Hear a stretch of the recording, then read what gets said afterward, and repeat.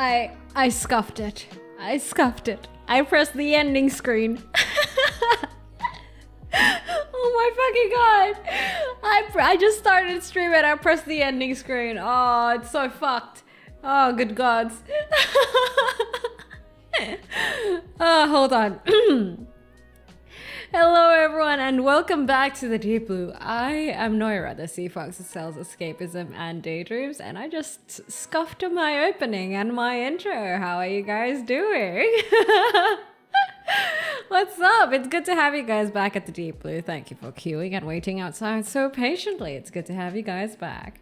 We do have quite a view. Yes, we have quite a view. Yes, we started with a scuff, but hey, it doesn't take away from the view, right? A bit of a mood here, don't we? Now let me quickly just greet you guys. You have, first gotten into the Deep Blue. Who's the first? Let's see who it is. Are? Slime Maverick, thank you for the super chat. Super chatter, arigato. Thank you. Good morning, Deep Blue. Good morning to you too, Slime Maverick. Ohayo gozaimasu, minasan. Ohayo gozaimasu. And let's see, thank you for your offering towards the shrine, by the way, Slime Maverick. I really do appreciate it. Let's see, who is actually the first for today's stream? I see Akazen once again reclaiming the throne as the first of the Deep Blue, followed up by Alfie VA, Kyle, and the fourth is Jason, and Cross9S on YouTube. Wait, you're not the fifth though, because we only count Twitch. The fifth is Eli. Eli's the fifth. Congrats, guys. Congrats. All right. Who else is here? I see Temeraire and I see Decatonics. Licht. Crown is here. Our mods are here. Whoops, my hair tie fell. Hold on. And Oni. I see Oni. And Mythos. Dash Unknown. The 1v2. Napa. Michelle. Ghost of Mint and Shu, welcome. Raze cool. And who else do I see here? I see Wapper, Tetsuyuki, Dip Shidiot. Always a funny name to read. And let's talk about it. I see all of you guys. And Zoe is here too. Did I miss any names here? I don't think I did. Ivan is here as well. Ferrandel. Serena, Calm Devotee. And I think that's it. I'm pretty sure I didn't mean it. Agent Margin. Oh, ain't you? Wait, Agent Margin. It's the local cryptid, guys.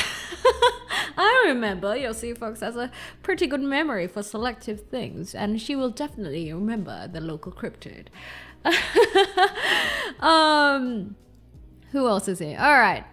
Okay. Welcome back to the Deep Blue, everyone. How is your day doing? How was your day? How was your week? It's good to be back here. And yes, Agent Margin, for you guys who don't remember, Agent Margin is the guy who accidentally became the local cryptid of his town. Interesting, isn't it?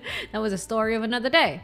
And I don't know, all we need is now where's Lieutenant Charles Maximus? If we could have Lieutenant Charles Maximus here, that means we could have the whole gang of interesting Deep Blue people with interesting stories.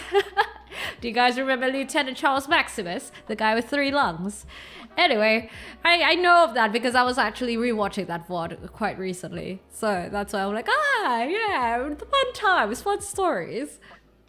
I'm going on holiday with my family next week, so probably won't be able to make streams. It's okay, VODs are there. And I mean, you can still catch my streams next week because although my streams are, little and quite far in between, in a sort of way, at least you can bet on it being at least a little bit consistent. At least as long as I'm healthy and as long as I'm not, hungover, sick, or away. They be fine. Good to hear. We'll go either way. Thank you. It's good. I'm not homeless this week and not IRL. Talking about Ragnarok. You're talking about War of Imperium. Hi there, Toki. Are you back from Japan? Sadly, I must go for a while. Gotta go get a haircut and then go swimming. Hey, got some of them. There are underwater headphones. I didn't even know such things existed.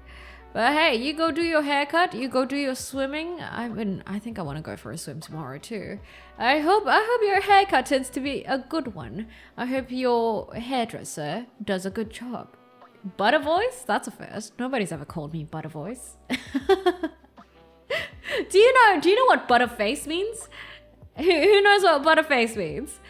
I started to model a titling in Blender. If I make some significant progress, I'll post it on Reddit. Or why don't you do the work in progress post? How's that? My day is great. Helped my family prepping a feast for dinner. Well, that must be satisfying now, wouldn't it? That must be satisfying. Wants to be a local cryptid within the Deep Blue. Well, if he pops by the Deep Blue enough, he shall become the local cryptid. At least managed to buy a few bottles of hibiki. Which hibikis did you get? At least I managed to... Oh, yeah. When face is too fat. You guys don't know what butterface means. I just used that word a while back. Should I tell the story? Is it a little bit TMI? So I'm in Tokyo, raining every day. Can't go see the cherry blossoms. Oh no! It is cherry blossom season, isn't it? It is cherry blossom season. Okay, let me tell you guys what butterface is. Butterface is but her face, meaning she's got a nice bod, but her face. However, this is not exclusive to females. It is kind of used for everyone. I've used it myself. I told a story to my friends and I'm like, I met this guy for one night. Yeah, it was really good. And it's like, wait, so why didn't you hang out with him more if if it was that good? And I'm like, butterface. that's the usage context, okay? Yeah, so I'd like to believe it's gender neutral, all right? That's what butterface is. Someone having a pretty figure like a body, but their facial features is kind of off-putting. Yeah, it's like the kind of people you would shag with a paper bag for their head. But yeah, just a little bit of, a little bit of dictionary knowledge to start the stream, right? But it's been a person, attractive facial features. Yes. Now you guys know. So by like me included, I think it's anyone really. It doesn't really matter. It's just one of those things you say to kind of quickly describe things, right? I have some whiskey in hand, by the way. You guys drinking with me today? Well, Hibiki 21, damn. Oh, Hibiki Harmony, my fave. Hibiki 21, well, are you sharing? Are you gonna share that? Flag and face and do it for America. What do you mean flag and face? But yes, that is a butterface. Also, I am limited to one shot of whiskey, one glass of whiskey today for the sake of my stomach lining. So, I'll start drinking. Cheers, guys. Cheers.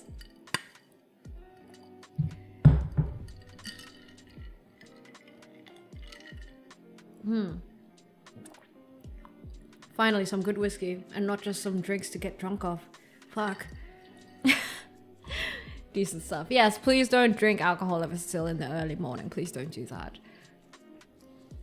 And also, have you guys seen Devil May Cry is released on Netflix? I just watched it. Two episodes of it. Do you have some Pume wine? What's Pume wine? Spanish, they call them shrimphead. Interesting. I'll be sharing that 21. You better give me some. Put that down as an offering for the shrine. The Sea Fox loves a Hibiki 21. I'll wait till I finish before I watch. Till it's finished. Netflix's DMC? Okay, so what I think about Netflix's DMC, right? I think it's great if you don't take it for the original series. Dante is so fucking different. It's like if Marvel made Dante, if you get what I mean. You know what Marvel did with the Thor Ragnarok? Yeah, something like that.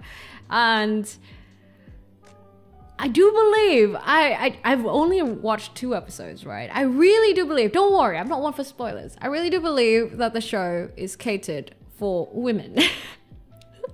Dante is such a fuckboy thirst trap, you cannot believe it. It's crazy.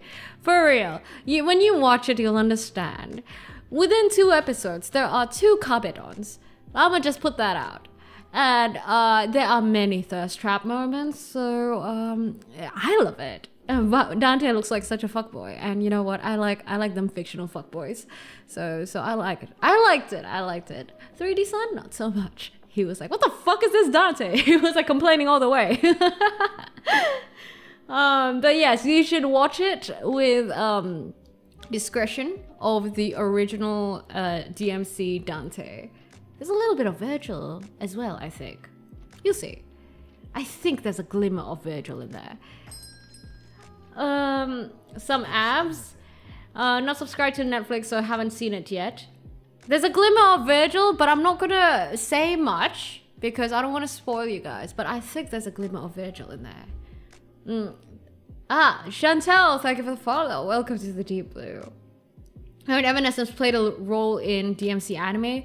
So the songs played in DMC include those by Limp Bizkit, Rage Against the Machine, and Evanescence. So the tracks are actually crazy. They're bangers. I think it makes sense that they're trying to cater to the more, you know, retro. Can I say retro? It's not particularly retro. I can't say retro. But like the market that grew up in the 2000s, you know, the ages of PS2. You get what I mean? And that's why they have such a music choice. And you'll see the references to it caters towards a certain market. And I think it's also catered to target new viewers who know nothing about Devil May Cry, but are of that generation. Hello, by the way, Shinra Kurogane. Hi. And no, I did not say retro. I took it back. I didn't say retro. 1990 or 20s people. What do you mean 90 or 20s people? That's a huge range. What do you do you mean 2000s?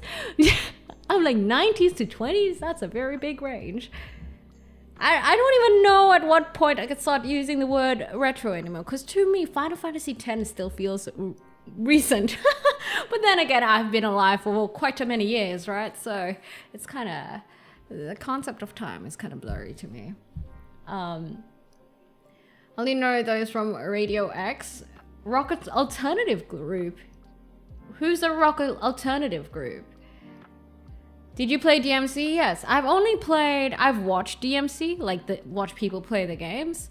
The one I played was DMC 5, the one with the emo crowboy. That was a lot of fun. I really like it. As you guys would know, I really like action stuff that involves like a lot of melee action and just slashy stuff. I love that shit. So DMC was up my alley, straight up my alley. So yes, I did play it. I enjoyed it. It targets girls and also teenage boys who are like in the edgy phase. I don't know about targeting teenage boys. I think it's mostly targeting girls. Women. It targets women. You'll see. Watch it and you'll see. You'll see what I mean. Is Deca Schellinger like Decatonics on Twitch? What?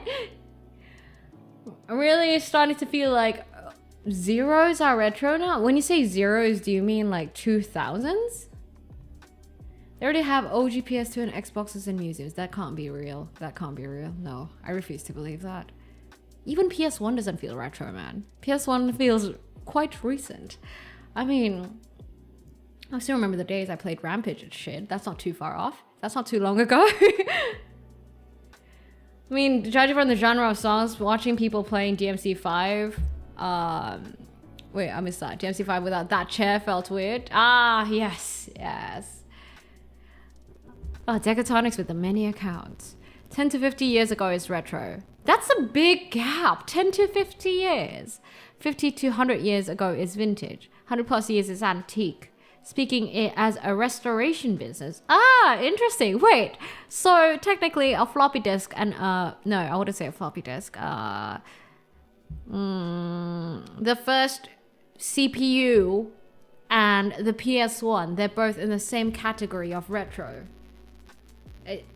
The first CPU was like invented in 1990s even. So I wouldn't even say that's the most retro. What's invented in like the 80s? What's invented in the 80s or 70s?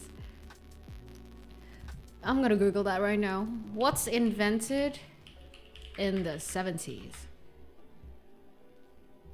Pong? Oh, I am mistaken. Microprocessors were actually invented in 1971. Oh, once again, my memory fucked over. The first microprocessor is in 1971 and the first floppy disk is in 1970. When was Walkman was 1979?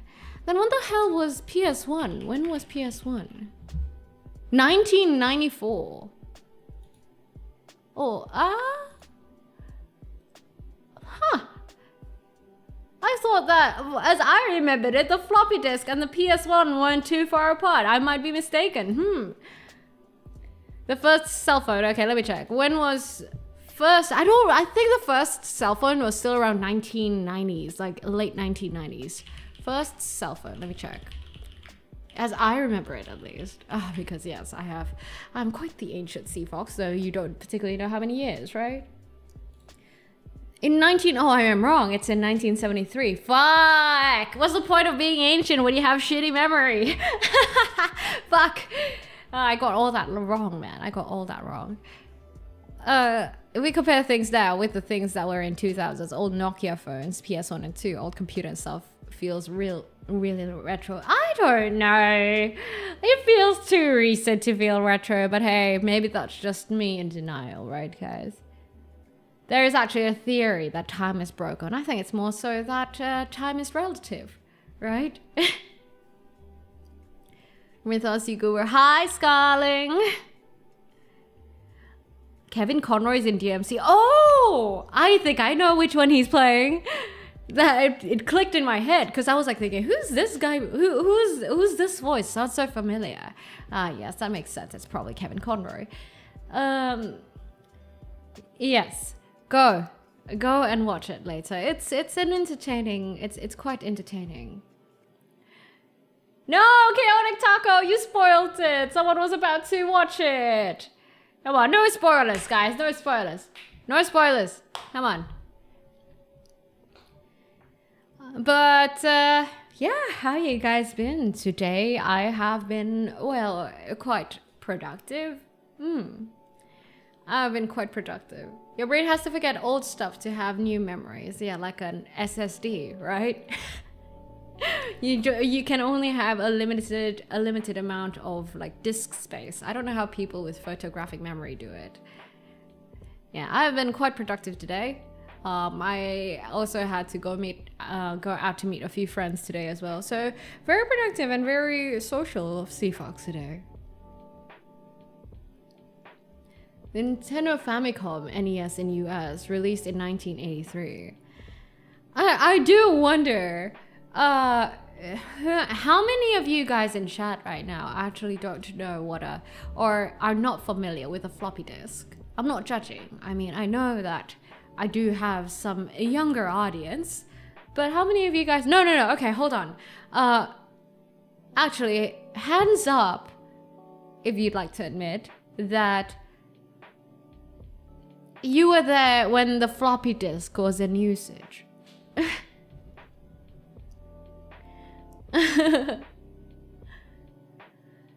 Man, still using hard disk for a quite long time. Working from home today. Today is one of those low energy, I don't want to be productive days, but then I hear a voice saying, skill issue. No. I do think that, sometimes you do have to actually slow down. I mean, you got to rest the right way, right? If you feel like you're having a bit too much, you've been going for too long and too much, then maybe have a little bit of rest, right? I know what a floppy disk is, and when those DOS was... Sorry, wait, I missed chat. And when DOS was prevalent, I know what a floppy disk... It's a floppy disk, mind you. I've never used one myself. You recall seeing one in person? That's probably like, some archaic item from your parents or something then. I remember using floppy disks in school and university. Nowadays, even USB sticks are becoming a little bit rare now, ain't they? Nowadays, you send stuff via Discord and shit. You don't even use USB sticks anymore. I was born as they were being phased out.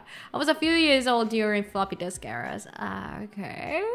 I still have floppies in a box here, but I have no way to read them. I mean, I think by now you can just use them as shuriken. Did none of you guys use floppy disks as shuriken?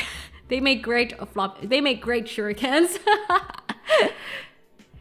Does floppy disks still used in the late 90s count? I do think so, yes. I believe floppy disks were in use. Floppy disks were distributed during the late 70s or so, right? 74 was it or something?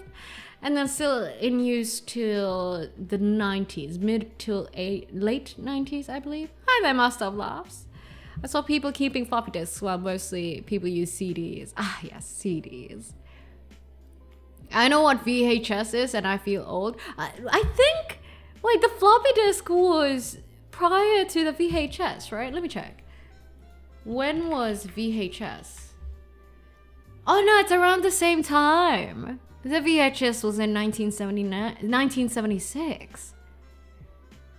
Have floppy disks with games? VHS is so fun, weren't they? Wait, I'm trying to catch up with chat. God damn, you guys chat so quick. I do have some, but don't use them as often. USB sticks are still useful for storing ISOs and doing fresh installs. Ah, yes, that's fair. Or like, fresh OS installs. That's the only one time you use them. I mean, today is now to realize why floppy disks are called floppy. Well, because they're floppy. They use them in Japan still. I believe like the floppy disk only has what, like a few kilobytes of storage. Am I wrong? Let me see. Floppy disk storage. Oh no, okay. Oh yeah, no, I'm right. 3.5-inch floppy disks can store 800 kilobytes to 2 megabytes, with 1.44 megabytes being the standard. 5.25-inch floppy disks. I remember, when was it? I'm suddenly reminded of that time when I was like, we were talking about floppy disks and someone was like, floppy dicks? Floppy dicks? Can store up to 1.22 megabytes. 8-inch floppy disks can store approximately 1 megabyte. It's because we're talking about size that I suddenly remember about that, just haphazardly, that random memory. No, they do. 800 kilobytes is pretty good, eh? 8-inch floppy disks were the first to be commercially available. What were people storing in there? Text files or so? You hated Barney and Blue's Clues? Who remember when 1 gigabyte was massive? Ah, those were the times. I also have blank cassette tapes, but I bet they already went bad. Have you tried turning them on? Older aircraft from the 80s, 90s, and 2000s still use floppy disks to store data and recording. I reckon, I mean, floppy disks are, I don't know, efficient, I guess, in a way. I don't know, as compared to like USB sticks. I don't know though. I don't think I could say that. More like, I don't know enough to be able to say anything in particular about floppy disks nowadays. Hold on. There you go. Back in early 2000s, I still had to plug in some old games like Beetle Crazy Club through CDs due to no CD crack back then. I am not gonna say your name out loud, but thank you. Thank you for the super chat. Oh, good gods. Please consider changing your name. I am not gonna mention that name no matter how much you donate to me. I am not gonna care. Alright, let me sit down. I am never saying that name. Fallout. I remember the hard ones. They were good. Wait, hard what? Hard floppy disks? Oh, those ones. Yeah. Okay. Yeah, I remember. Those ones also made really good shuriken. What do you mean feeling old? It's 1993 and Doom 1993 and Doom just came out. Get your floppy. We have to try it out in the new compact PC. Yeah, and don't forget to set up that LAN party, right? Bring it. Let's go to that internet cafe and do a little LAN party, and we might as well play some Warcraft 3, right? Work. Something need doing. I'm awake. Big video gamer, super chatter, arigato. Thank you for the super chat. And the name is a bit out there. Tell me about it. Would be a good name to change for a Twitch handle. I don't know. How's Noira's disciple? Are you leaving, Scarling? Have a good one, Scarling. With each 1K subscriber on YouTube, we get one freaky nickname with Noira. Does seem to be the theme, yeah. Well, you're lucky that I'm a generous god and merciful too at it. So, you know, I let these things be. Because, well, I don't let anything affect me. Who remembers the old dial-up sound? Fucking old dial-up sound, dude. What is it? Is it nostalgia day today? Anyone remember that Dota song? Do you mean like the Bass Hunter song? That one? Is that the Dota song? Or are you talking about Dirty Sandstorm? Which one?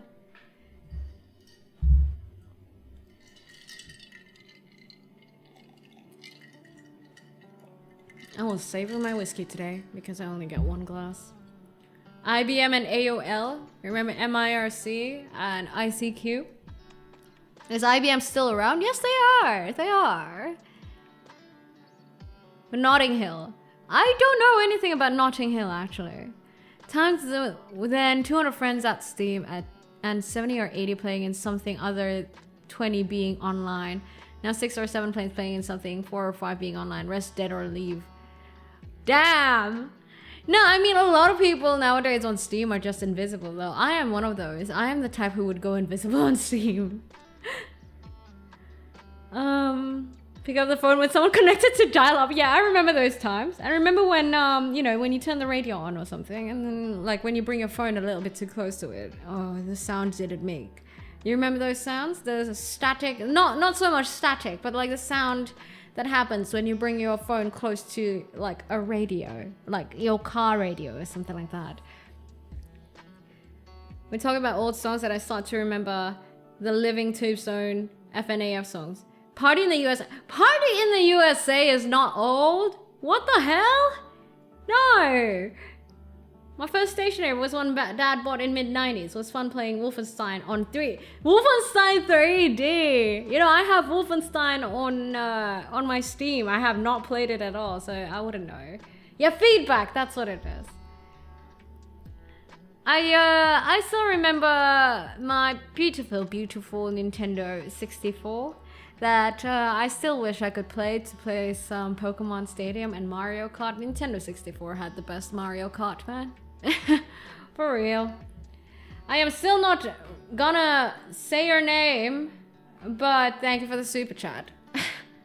God damn. Still not gonna say that name. It's not old.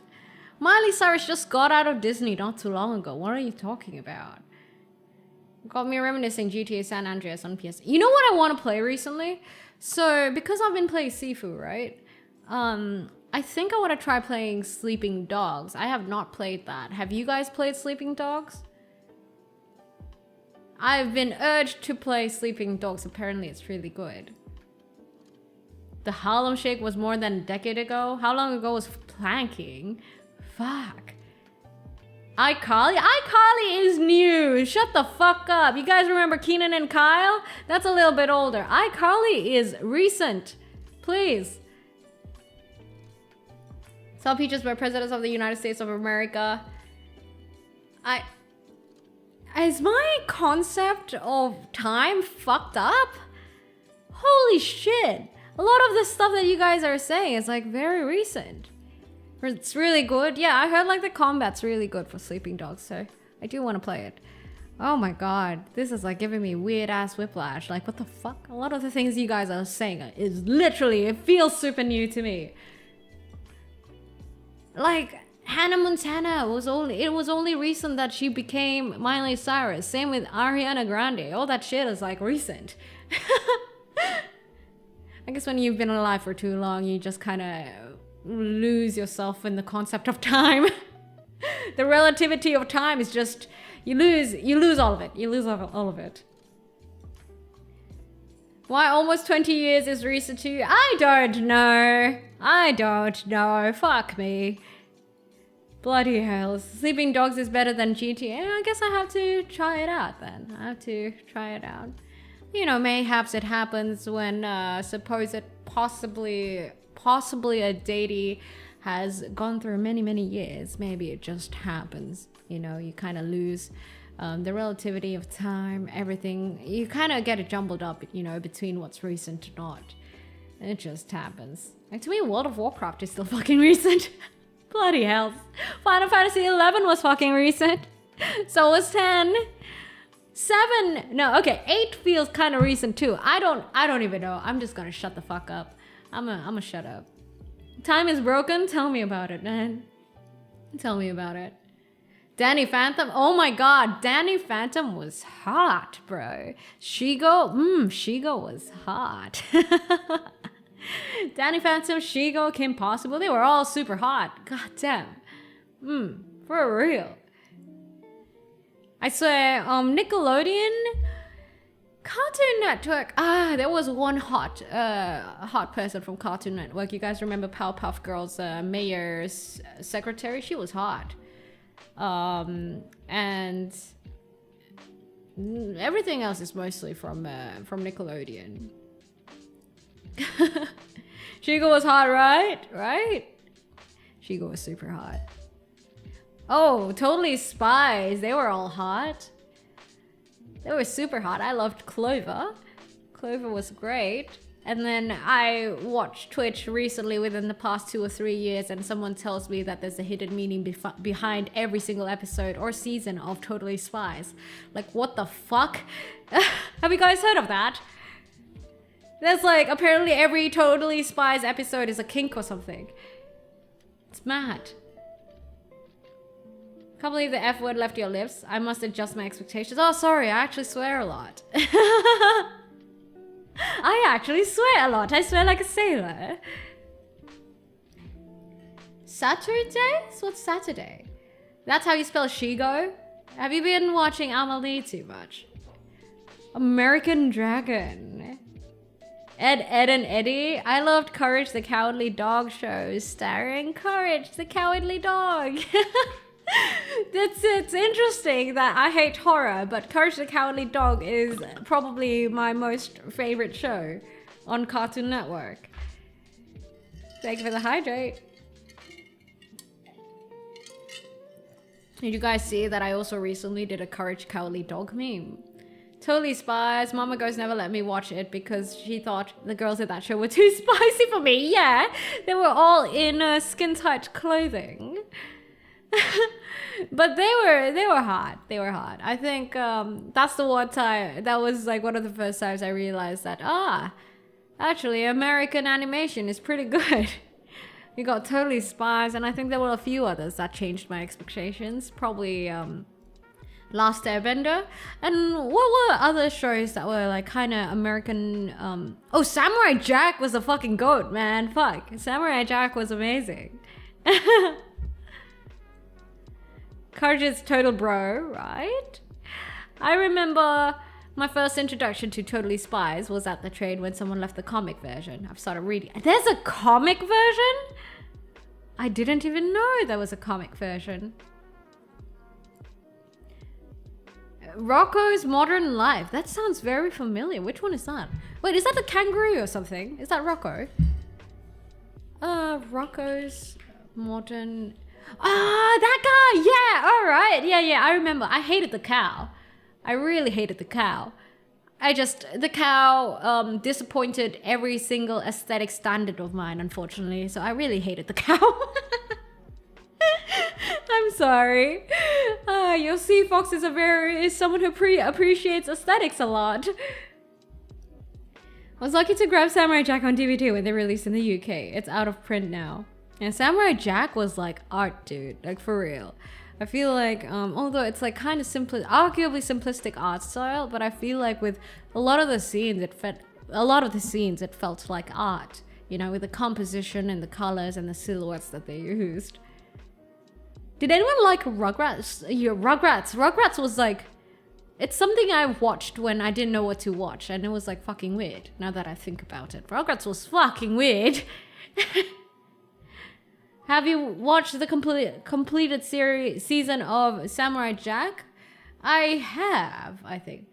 No cartoon will ever top Tom and Jerry for me. I am with you on that one, Jeffrey. I believe the same.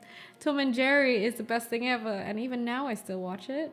Tom and Jerry is art, especially like the ones where musicals, like orchestral music or like a full band is involved. So remember specifically the episode of Tom and Jerry where Tom is trying to woo the lady cat, and he played the bass, and it was so good. Was it the bass or the cello? It might have been the cello. Do not be my baby. Na na na na na na na na. I do believe that Tom and Jerry sprouted my love for jazz. The wild thornberries. That was also something. Johnny Bravo! Johnny Bravo is amazing, yes. But Johnny Bravo was something. Johnny Bravo was something.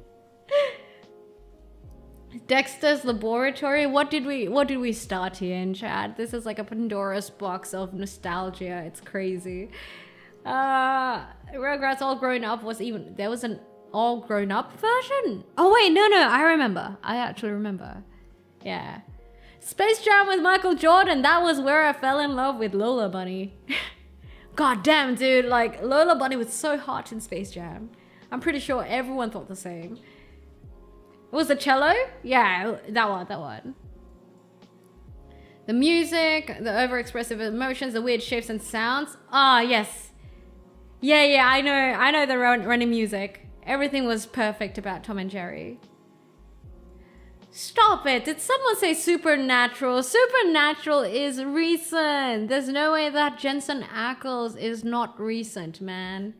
How does he look like nowadays? Let me see. Also, isn't it like a new season of Supernatural coming out?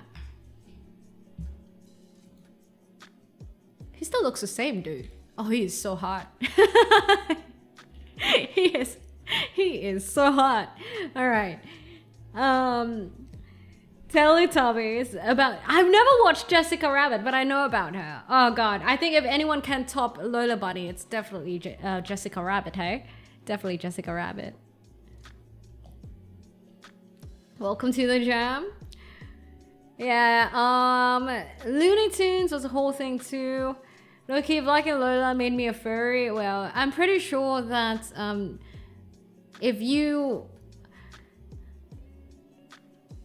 I am pretty sure that Lola is like Lopunny's mom or something. You know, I'm pretty sure that Lopunny came from Lola. It's quite obvious.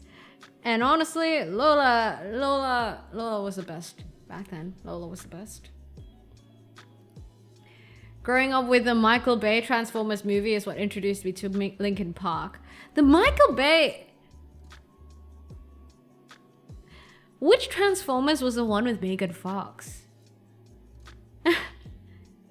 Real life Sam and Dean didn't like each other? Really? I didn't know that. OG Power Rangers. The dinosaur one? With the Triceratops and all? You guys remember the OG Kamen Rider? The Kamen Rider Black, I think? Kamen Rider is fucking cool, man. I don't really remember much of Sentai's or like Power Ranger because it wasn't really up my alley. I do remember some bits of Kamen Rider though. Transformers 1 and Revenge of the Fallen had Megan Fox. Ah, right. So when Bumblebee first got their whatchamacallit? Their voice box. When was that? Was that the first? Is that Ajan? What's up, Ajan? I'm not into motorcyclists, wouldn't want to come in one. Wow. Have you guys watched the most recent Transformers?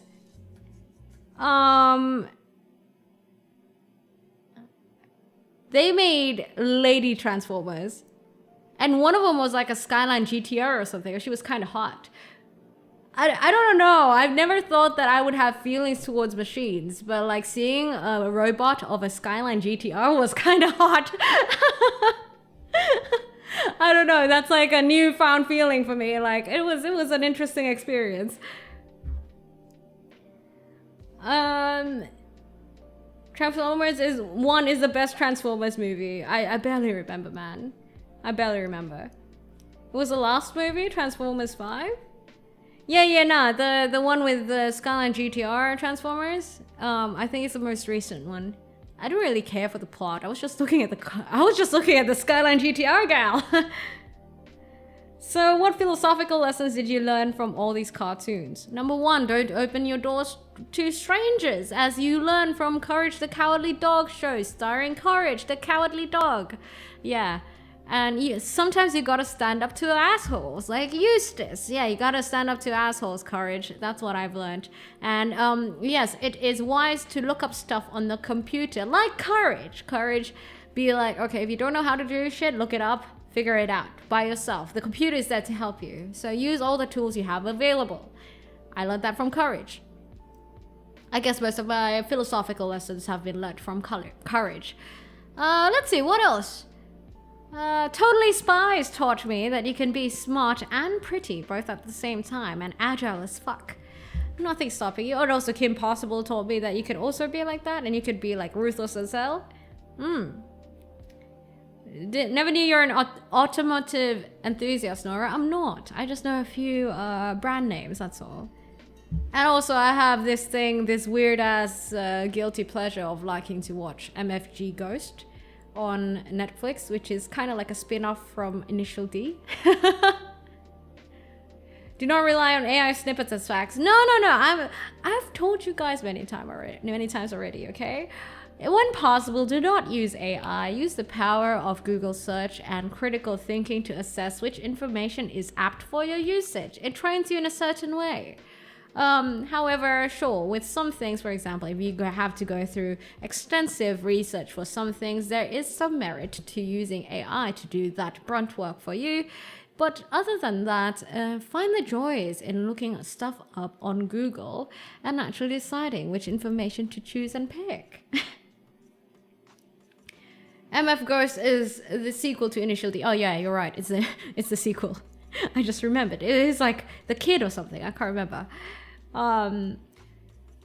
Nice pick about MF Ghosts. Yeah, the recent season just came out, right?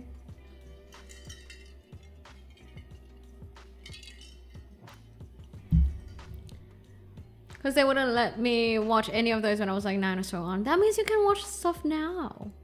What's The Mentalist? I've never heard of The Mentalist. But yeah, you see, OG Justice League, see, that shit feels recent to me, the OG Justice League.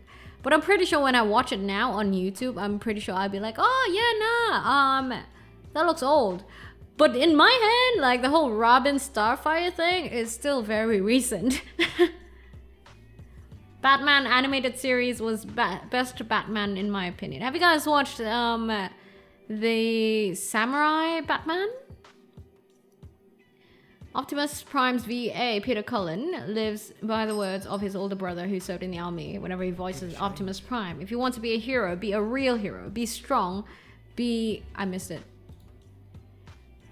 Be strong enough to be gentle. Irashai, Skiff, thank you for the follow. Welcome to the Deep Blue. Ever heard of Law and Order? Yes, of course. Ever heard of Suits? TMNT? Beverly Hills, encouraging critical thinking, that is not very cult-like. Hey, we're not a cult. That's why I do encourage critical thinking. No, I am still not gonna call your name out. God damn it. But thank you for the super chat.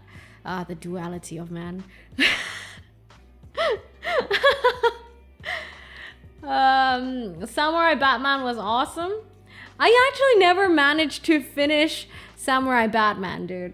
Also, thank you for your offering towards the shrine. Yeah, I never finished it. I think for some reason I watched halfway through it. Suits was a good watch. Dude, the women in Suits are so hot. And also Harvey was super hot. So that show ticked all my list. you know, Harvey and all the fits that they were in, and like the women in all their dresses. It was it's good eye candy. Samurai Jack, yeah, we were just talking about Samurai Jack. What a name. Tell me about it, dude. Can someone convince that guy to change his name?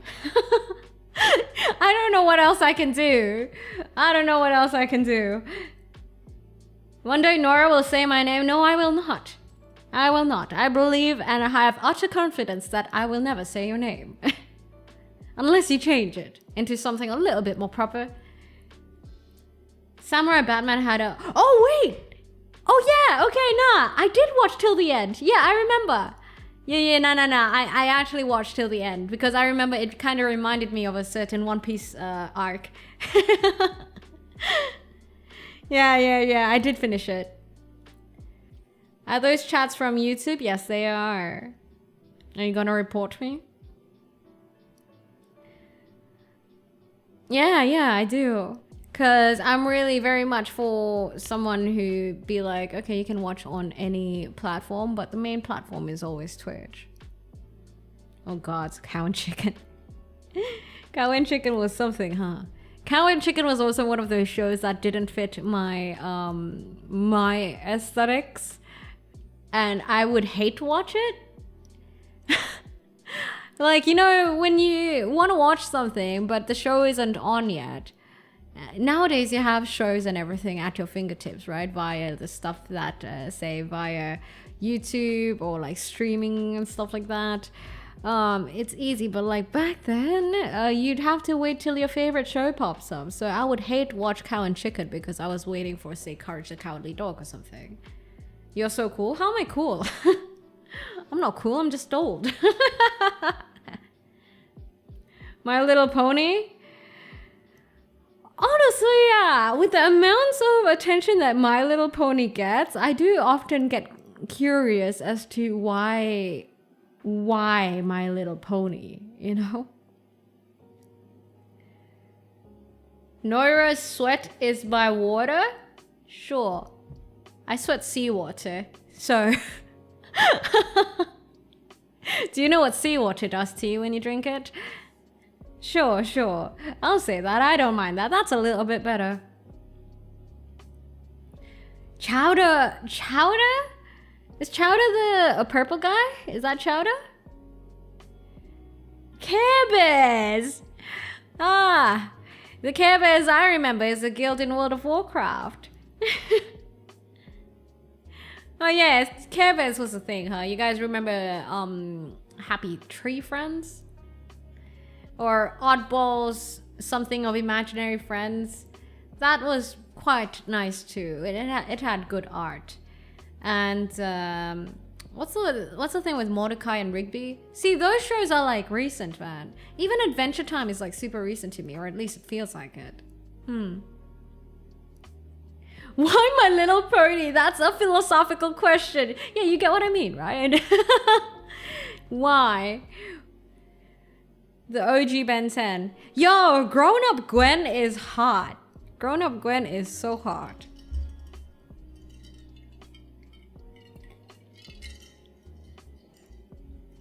When I was a real kid, I watched Dora's Adventures. That's so recent. But okay, don't trust my my perception of recency. Okay, apparently it's fucked up. Like I said, even the PS1 feels recent to me, so my concept of time is just fucked all over the face. All over the face? All over the place! That's what I meant to say, fuck! Sorry, that became very, I didn't mean to say that. I meant to say all over the place. Yes, it feels recent. I didn't mean to go NSFW like that, bro. Wild name on YouTube? Tell me about it. Winx! Do you know that a lot of people actually apparently say that I look like I come straight out of Winx? Like, I look like a Winx character. Do you guys agree to that? Do you? Gwen is hot, right? Why though? Is it like Is it the eyeliner? Are? Calm devotee, cheers, arigato. Thank you for the cheers. Thank you. Thank you for your offering towards the shrine. Have some bits to quote the great philosopher Fry. Shut up and take my money. Thank you. Thank you for the bits. Any Tintin fans here? Tintin! You know, someone at the depot actually has a Tintin dog. What do you call the breed? Otis. I think Otis is one of them, right? Right, guys? Some of you guys have seen Otis, right?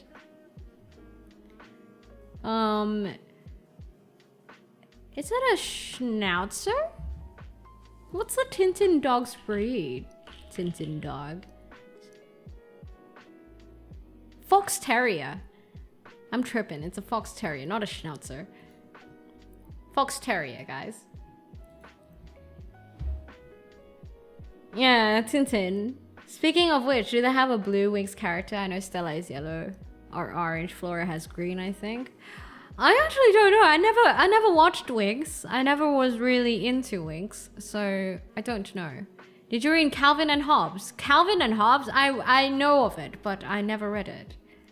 Musa is blue hair. Oh look, my VTuber parent is here. Hi Kale. Hi. I saw my boobas move today, thanks to Kale. She be rigging my body.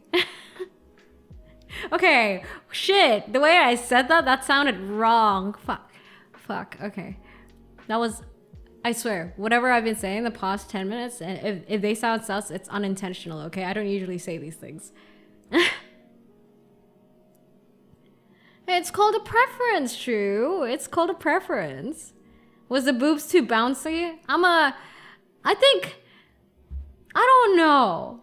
I'm gonna let you decide that, Kale. I'll let you decide that. I'm gonna fully trust in you, man. Oh, shush, y'alls. I think there's a movie of Winx back then. There was like a live action Winx, right? I don't know about live actions though. Position to keep it because I know chat will appreciate it. Yes, don't worry. I trust you. I trust you.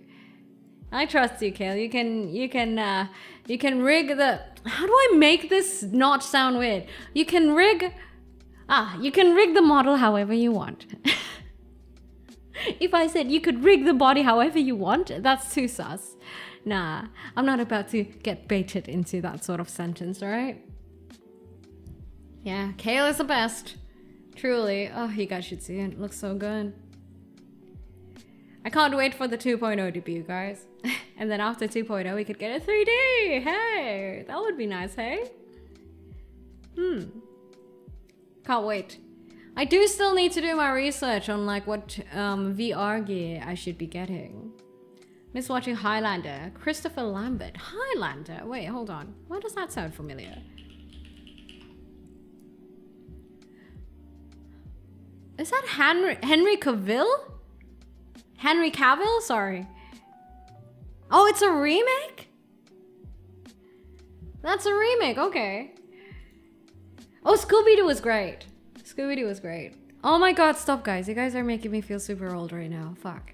I'm just gonna drink. Oh, perfect. I got a hydrate redeem. Thanks. Well, I'll drink some water. What about games you guys used to play on the PS1?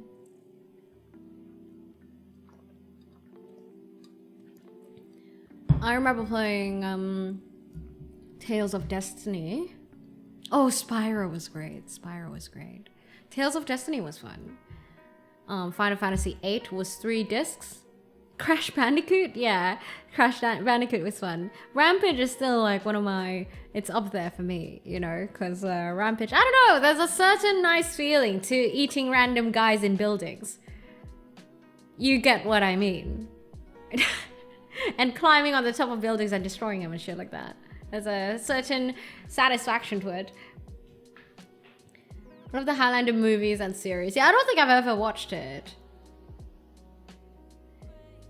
Scooby-Doo and Zombie Island, the best Scooby-Doo movie. We're talking old talk? Because then I cannot talk with y'all. I was born in 05, so...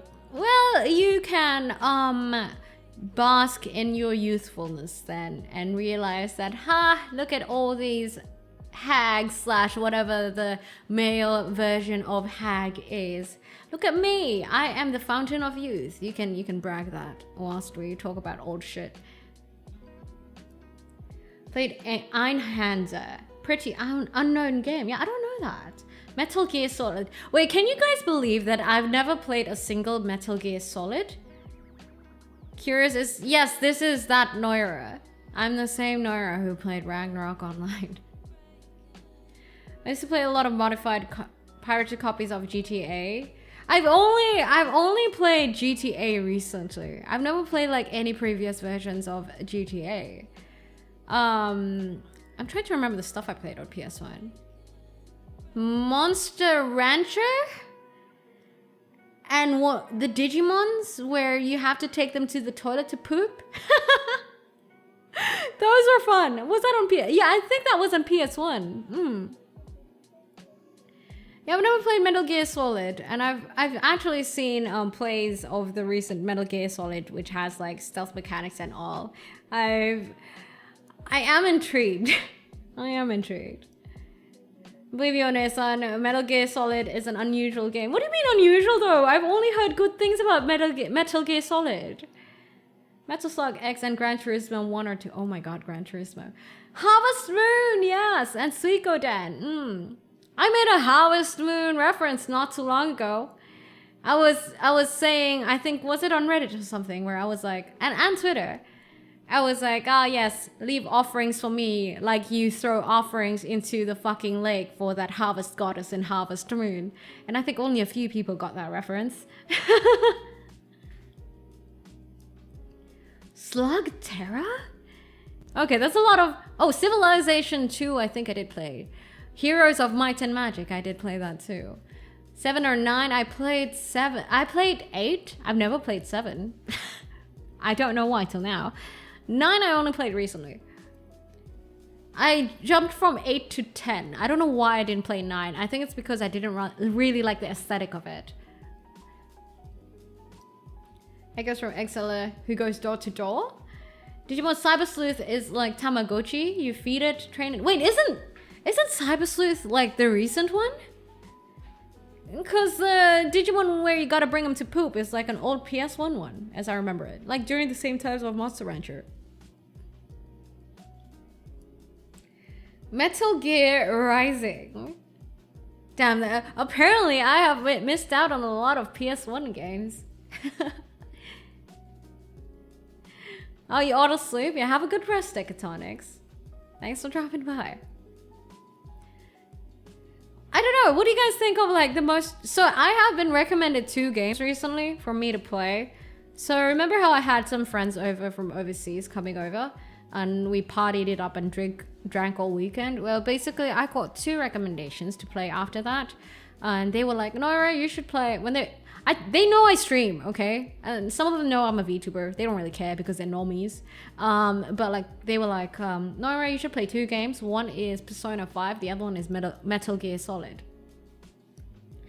God of War games. I still remember the ages of... Was it the PS2? Where you could bang Aphrodite. Those were the days. Over and over again. In God of War. That was wild. That was wild. Damn. Digimon is originally about Tamagotchi or Monster Rancher style. It keeps coming back to that formula. Oh, I didn't know the recent ones were like that. Persona 5 Royal is great. Yeah, I only have a Persona 3, I think. Even that I've never finished. So maybe eventually we'll play Persona 5. Bang who? Aphrodite! Don't you guys know? I think that was like God of War 3 or so. Where you kind of climb Mount Olympus and kill a bunch of titans. And then you bang Aphrodite.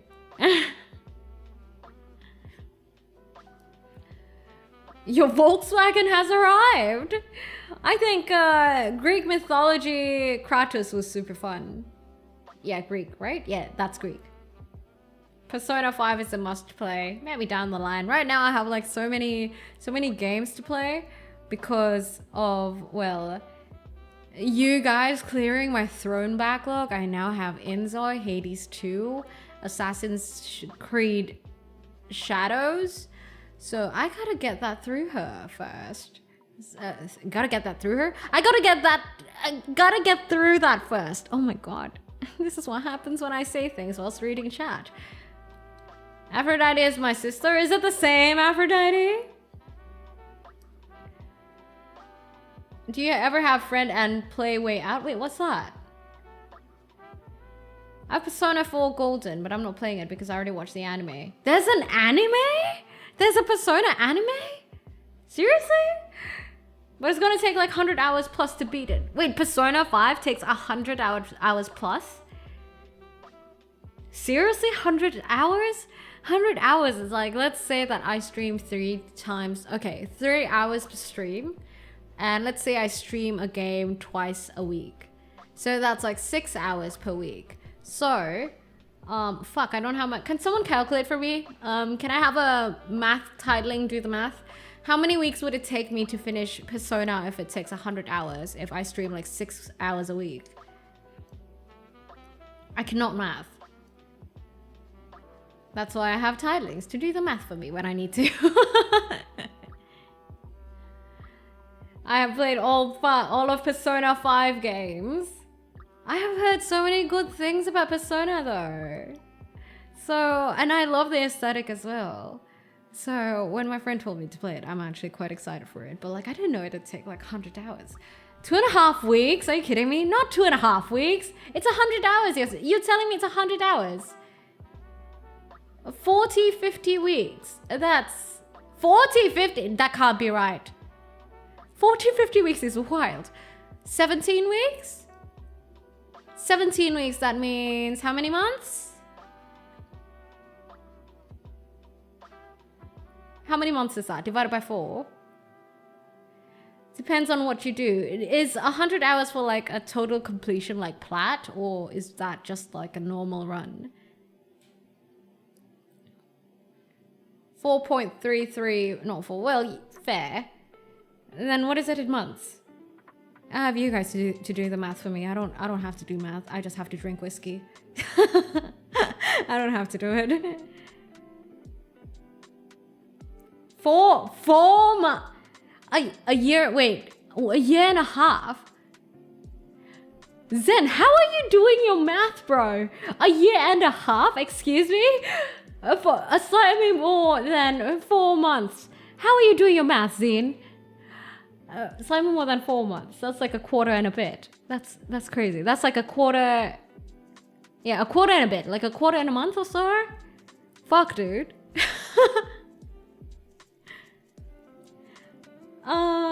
I think my first round was 120 hours and I did a lot of it. I think it squeezed it down to 80 hours if you stick to the mains. 80 hours is still fucking crazy though. Thanks for doing the maths for me. That's... And not to mention that when I mention 3 hours stream per week, usually the half to 1 hour is used for yapping or over yapping. So you'd have like clean net maybe 4 hours per week. So we're talking about 4 hours a week. That'll definitely take much longer. Hey Jackson, is your dog is Otis a Schnauzer or is he a French Terrier? I took time off work for Persona 3 Reload. I wish I could stream more, man. I wish I could stream more often. Unfortunately, my lifestyle doesn't allow me to. I wish I could.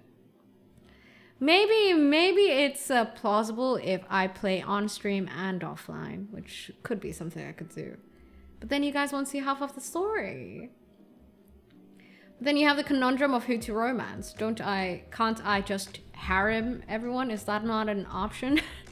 I always go for that option when I have the option. He's a mini schnauzer and he's 8.5 months. He's 8.5 months. He's the cutest thing ever. Oh my god. So easy. So I just found out that apparently Tintin's dog is not a schnauzer. Apparently Tintin's dog is a French Terrier. Fox Terrier? Sorry, not a French Terrier. Fox Terrier. I swear, I've always thought that Tintin's dog is a schnauzer. Have you guys seen Otis? If you haven't, you should. He's on the Deep Blue Discord. Otis is so cute. But yeah, I'm a streamer who can barely play games because I don't stream too often, which sucks. I'm sad. There is harem, like special cutscenes and everything. I thought a Scottish Terrier. Yeah, apparently not. Today I learned, right guys? It's okay if we don't see the whole story in stream. Most of us probably played it already. Oh, what I could do is... I don't know if you guys would care enough though. I could like technically record the streams, like record when I play offline. But that's the thing. When I'm not streaming, I don't really even play games. That's the problem, guys. When I'm not streaming, I'm doing other things other than playing games. So it's hard for me to complete a game nowadays. That's why I have commitment issues towards games. Like when Monster Hunter Rise, what's the most recent one? Arise? No, that's Song Jinwoo. Monster Hunter Rising. What is it called? Wilds. No. Yes, Wilds. Wilds. What the fuck am I talking about? Why am I saying Rise? Why am I saying Rise? No, Monster Hunter Rise was its own thing, right? Okay, sorry. Monster Hunter Wilds. So when Monster Hunter Wilds was a thing and like Manager-san actually suggested for me to play it, I was like, bro, I don't know if I can commit to a game like that. I really don't think so. Today I was able to sleep in because my partner took him for a huge walk to the park. Ah, so today Otis wasn't pawing at you to watch my stream. You should play Half-Life, Noira. Though for you specifically, I'd recommend the remake Black Mesa. It's more beginner or casual friendly. Wait, isn't Half-Life like... I feel like I have played Half-Life before, but for some reason I remember Half-Life as being Counter-Strike-ish. I think I'm getting them too confused because they're both Valve. But is Half-Life like kinda... I've seen Half-Life Alyx. What's the first... I don't think I remember playing the first Half-Life then. What's the first Half-Life like? Felt so bad playing Persona 4 because I was so into one girl that dumped her when a new one came along. Well, aren't you a mini fuckboy? Played offline and felt like you're missing something without the chat. Oh yeah, don't worry. When I play games offline, I'm actually quite as chatty as I am when I'm streaming. I'm not much different, not gonna lie.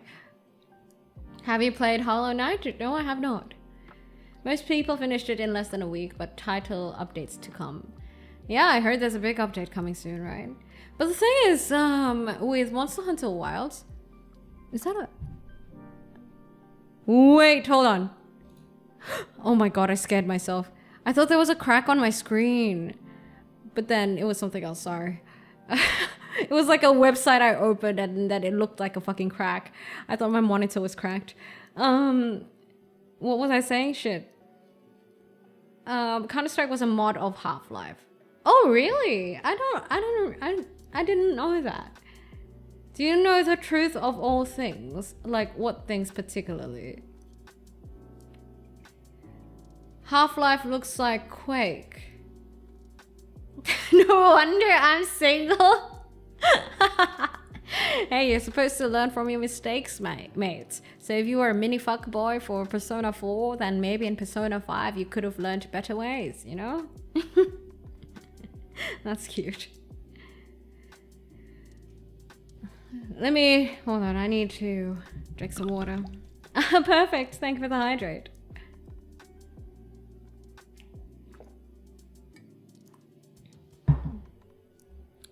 The new Doom game is what I'm hyped for. There's a new Doom game? Really? What, on Steam? I've never played Doom. I've only watched people play Doom. Like the Rocket Ninja or something. The guy I would watch for mouse reviews. Like PC mouse reviews. He used to play a lot of Doom and that's how he demonstrated how good a mouse is. I used to watch a lot of that. And I was like, oh, he looks really good, but I don't think I'll play it. In Persona 5, you can romance a teacher. Well, well, well. Romancing a teacher, imagine that. New Doom comes out in May, I believe. So what new things are there with this new Doom? Regale us with the tales of it. I'll take this as a negation of a no. When you say the negation of a no, you know that's a double negative, meaning it's a positive, right, Dante? If you're gonna play any Valve game and games that run on the Source engine, it'd be good to memorize the concept of crouch jumping. Crouch jumping? It's been a while since I last played a Valve game. I mean, I played Counter-Strike for sure, but it's been a while. I kind of slept with one of my college profs. Well, ain't that fun? Of the new Doom. All Doom games are really good. Just shoot and kill demons and become free run. I can't relate to that because I have not watched Free Run, despite how many people have been telling me to watch it. Melee, sci-fi, medieval setting, giant mech, and flying dragon section. Sounds a lot like Warhammer. Warhammer Space Marines. Is it kind of like Warhammer? Like Space Marines? I don't know, man. The days probably that you guys spent playing these sort of games, I was busy playing very pretty JRPGs. I think that's how I spent most of my PS1, PS2 days. Playing pretty JRPGs because I like my aesthetics like that. The only thing to describe Warhammer is fucking depression. What do you mean? I think you'd relate to Free Run? In what way? Is it cause she's old? Is that what you mean? Damn it, are you calling me old? I mean, I am, but... Is that what you mean? Well, all this talk is making me feel fucking old though, god damn. Free Run has to chill when it comes to demons and she makes a good argument. You should really watch Revenant's video somewhere in Warhammer. He already told you. Right! Oh my god! This is the third time I'm hearing it. I keep on forgetting it. Where did he post it again? I fucking swear, I forgot about it again. Cooking hot dogs at 11:30 p.m. And that's fine. If you're hungry, right, mate? No one wins in Warhammer 40k universe. I really like... Have you guys watched that TV series on Amazon? What was it? No, not Solo Leveling. It's basically that series where it covers like a different game every time, and there's one episode on Sifu, there's one on Warhammer. The Warhammer one was really good. It was art. Secret level, thank you. Yeah, the Warhammer episode was art, man. It's in my DMs, right? Thank you, Ixen, for reminding me. I shall watch it. You could be 60 or 70, but I'll still think you're cool. Well, yeah, my age is arguable, but it doesn't matter, right? All you guys gotta know is that I'm older than you guys. But thank you. Good to hear that I'm still cool regardless of whatever age I am. It's so good. Yeah, Secret Level was great. What did you guys think of the Pac-Man one? Without spoilers, yeah? If you guys haven't watched Secret Level, I would suggest you guys to actually watch it. It's great. It's nice. It's like Love, Sex and Robots. Is that what it is? Or was it Love, Death and Robots? I think it was death, not sex. Love, Death and Robots. Yeah, that one. It gives a similar feel with the same artistic and stylistic choices sort of feeling. I mean, some parts of Secret Levels were kind of meh, but like you get a few good ones. The few episodes are too short. Oh yeah, definitely. I reckon the Sifu one was definitely too short. I wish it was longer. You know, you're like the cool aunt who comes to visit like every once a week. Noira. I visit you guys more than once a week. Excuse me. I visit you guys 3 times a week. You know, that's quite a lot. I meet you guys more often than you guys meet your university professor or whatever you guys happen to do. When they say Noira, we like older women. Well, I would assume so if you guys are here. Secret Level is great in a creepy way. Well, what do you mean in a creepy way? But I understand with some of the episodes, I guess. But with some of the other episodes, they're pretty straightforward. You kind of want to see Love, Death and Robots? It's really good! If you haven't already, you need to check it. Hi there, Mike. Let me suffer from withdrawal syndrome for the next 4 days. Well then, if I stream more than 3 times a week, I might be spoiling you guys too much, no? If I spoil you guys will never miss me. If you guys don't miss me, you guys won't come back. So, the 3 days stream thing a week, it's with intention. Okay, so there's a little bit, you know how they say that sometimes distance kind of makes the heart grow fonder or something like that. Yeah, that's what we apply here at the Deep Blue. Can't call you mommy though. Well, that's up to you. You should be calling me Onen-san though. I don't watch series anymore. My commitment... So still young? What do you mean still young? You don't even know how old I am. My commitment goes either to streamers or to Ryan George YouTube channel. You don't watch any series anymore? There are a lot of like good series though, like Solo Leveling. Solo Leveling's great. You should stream longer? I can't, unfortunately. When I end stream, it's like midnight for me, and then I've got to work at the Deep Blue tomorrow morning. Unfortunately, the Sea Fox of yours can only stream for so long. Because when I lack sleep, well, I can't do shit. When I lack sleep, I work on like maybe 50% less brain cells in the morning after. So I'd rather not. Onesan, not hag. No, only Onesan, not hag. Onesan. Solo Leveling is an amazing anime, right? DMC is an amazing one too. Action-wise, the choreography is great. I love how the Netflix DMC, despite of how untrue it is to the source, the Netflix DMC gives, you know, styles on their enemies, and that's truly the essence of DMC, right? You style with the killings. I don't care what about your age that you refer to. I find you to be very knowledgeable and fascinating. You seem so well read and informed. Why, thank you. I have not read a book in a week though, because I've been hungover a lot. Yeah, that's how you know I've had a crazy week. I don't read a book for a whole week.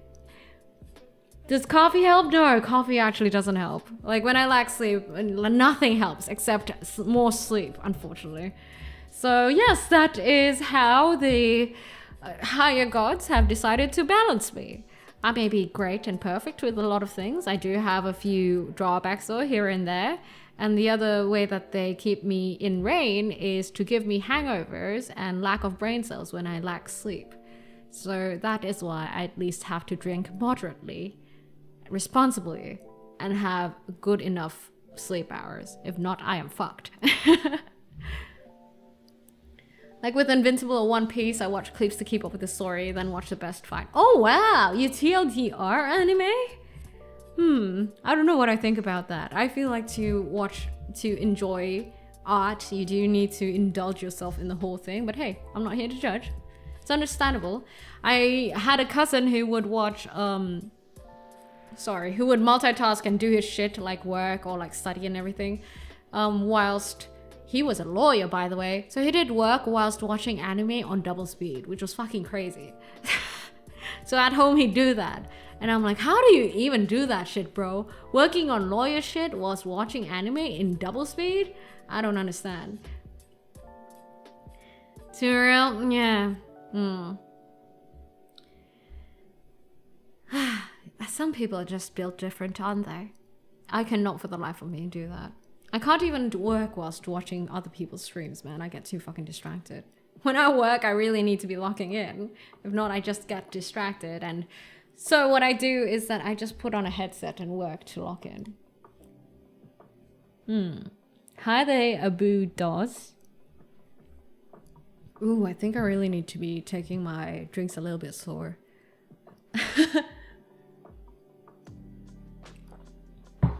Damn, is my body still not fully recovered from last week's craziness? Fuck me. I'm really growing old. I am ancient. Has Noira ever played A Plague Tale Innocent? What's that? I have played Plague, It is one of my favorite games to play too. Some anime shows take too long. That I agree with. For example, if you're talking about One Piece, during everything that's before they upgraded the animation, like we're talking about the Impel Down arc and anything before that, shit was slow as fuck. Like even up till like the Doflamingo arc, that was so fucking slow. I'm glad that nowadays animes have decided to pick up their pace, and it makes for better narrative and better strategies to kind of tell the story, you know. It's nice. But Noira as background yaps for work is great too. Do you guys not get distracted when I yap like this and you guys listen to it? Do you not get distracted? Thanks for the stream. I've got expensive American slow internet. Bye and thanks before my router goes into a million pieces. I can't watch live for long. Why is that so cute? Thanks for dropping by despite your crazy ass router. As someone who watches anime with JP dub EN subs, I can't have anime playing in the background while working. No, he did also watch it with dubs. No, sorry, subs. So he watched it with OG dubs and EN subs. So I don't understand how he managed to do so too. Like he finished like Gundam Seed on double speed. Draw things out too long in scenes sometimes. How much did you drink? It's not even much, dude. Like I drank much less compared to how how much I would have drank. For example, I think I had like 9 shots of tequila. That's not too bad. Like 7 or 9 shots. It's not too bad. I usually have more. I was actually in much more moderation as compared to how much I usually drink. And I drank water in between. But I really think I'm just ancient. It's taking a toll on my body. So it's not even a matter of my tolerance. It's just a matter of my body, how my body handles the alcohol after the fact.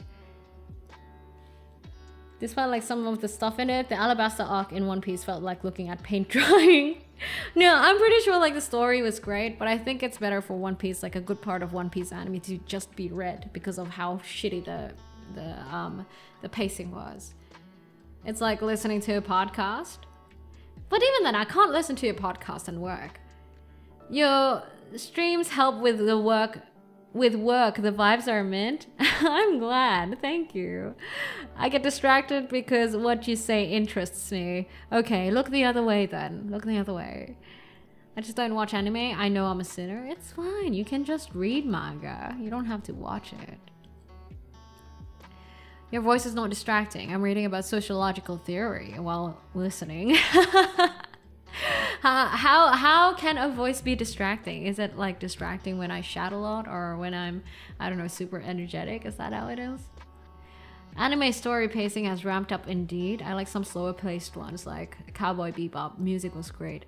Like Wolf's Rain. Oh god, I love Wolf's Rain. Despite how slow it was like deliberate, but it was deliberate for a reason. But that just might be me justifying Wolf's Rain. I really loved the slow pacing of Wolf's Rain. It felt I think it translated into the mood of the whole series quite well. Wait, I missed a few chats. Hold on.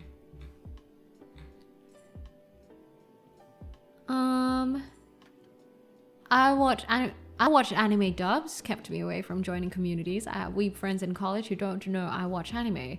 They thought I'm just a gamer. I told you the ranges, you are probably retro or vintage. Mayhaps, or maybe I have just been alive for a very long time, but I just have shitty memory. Who's to tell, right? You don't know how long I've been alive for. Need to listen the other way. Is that a thing? Listen the other way. How does one listen the other way? Genjutsu-sama. I like listening to you, but honestly, some things that I hear here makes my head turn. Look, do your thing, guys. Be productive. If you miss anything, you can always watch the VODs, okay? Don't let me distract you. Normally, I have your stream in my ear as I do my work. Sometimes I put you on my screen and my day is slow in the office. I hope that I help you guys be a little bit more productive though and get you guys through your work day. I'm loving my time right now. Noira in the background, and there's me beating people in seafood. That does sound like a mood, doesn't it? Can I tell you a Greek god pickup line? Sure. Let me add it. There is a fan-made version called One Pace, which... One Pace? Which basically cuts all the stuff out that was not in the manga, which is how it is right now. Maybe I should check that one out. Dragon Ball superhero movie showed Trunks killing Frieza in real time. Apparently that was just 4 seconds. In the original that took like more than 1 minute. I wouldn't know, I don't watch Dragon Ball. The only Dragon Ball I watched was the one with Broly, the movie. That was quite great. Exactly, it's why it's hard to not get distracted. A distracting voice is like a tone-deaf singer. Fair, alright. Call me Prometheus because you can tie me to a wall and rearrange my guts. Good one. Good one. I give that 10 points. Has anyone watched JoJo? I have a few friends who are obsessed with JoJo. For me personally, I cannot get into JoJo. I think it's funny and it's memey, but I cannot. It's like how I can't get into Baki, but I love Kengo Nasura. There's just a certain cringe tolerance that I cannot tolerate. You get what I mean? Like, generally speaking, my general cringe tolerance is quite low. Meaning, like for example, I understood why they made the DMC Netflix that way. Okay, think about it this way. When I watch Solo Leveling, I feel like sometimes the shit that Song Jin-woo says is kind of cringe. That's how you know my cringe tolerance is kind of low, right? So I understand how they made the Netflix DMC that way, because they know that if they actually do what Dante did in game and translate it into a TV show, it can get kind of cringe. Like, deathly e-boy sort of cringe. Now he's just a fuckboy, not an e-boy. So, you know, it's a little bit more tolerable, I guess, to the normies. Raz, thank you for the follow. Welcome to the Deep Blue. I have another non-Greek god one. Are you a Frieza? Because I'd like to stick my meat in you. I give that one a 3. My tastes with anime are weird. I tend to prefer movies or series that are 1 to 2 seasons long. Wait, movies or series 1 to 2 seasons long, and you're saying like about 12 episodes per season? JoJo's has good story and world building if you can handle the memes and bizarre moments. I cannot. That's a thing. I can't handle the I don't know. I just can't handle the humor isn't for me, you know? Like The Office? Yeah? The Office. I get some episodes, they're quite funny, but like most of the times, who's the guy's name? The boss, he's just too much for me. It's too cringe. Everyone else is like kind of fine, but like I cringe at the boss. So I like The Office, but like some episodes are just too much for me. I'm like, what the fuck? You know what I mean? And there's another series that I think the same thing about it. No, actually it was mostly The Office. Yeah, it's mostly The Office that I feel like is kind of like cringe humor. Just bleach your eyes with Naruto's pretty jutsu. I wish. Oh yes, Michael Scott. Thank you. You know, I played Cyberpunk a while back, right? Like a real while back. And I remember there was this one side quest where you kind of gotta go do something, and then when you come back, they do an Office reference.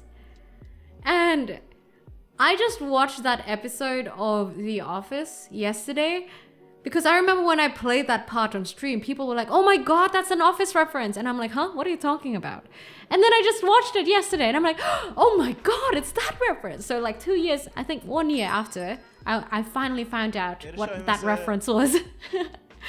From the Cyberpunk side quest, I found out what that reference was yesterday. Are! Apothecary and Lower Door, thank you for the follow. Welcome to the Deep Blue. Deep Blue ni yokoso. The Office has a lot of moments that make me cringe, but Pam and Jim Halpert, I think was his name, best couple. Yeah, I also really like Pam and Jim Halpert. And also Kevin is quite hilarious. Kevin is, yeah, he's quite funny. There's a lot of like pretty good moments with The Office, but yeah, Michael Scott kind of cringe. My favorite, I never watched Parks and Rec. My favorite TV, like comedy TV show is probably Silicon Valley. I love it so much. I've watched it a few times over. Silicon Valley, and recently the one I like to watch or catch up on is Mythic Quest. Although, honestly, Mythic Quest has some of its questionable moments, and it doesn't particularly replace Silicon Valley, but it's pretty good. It's pretty good.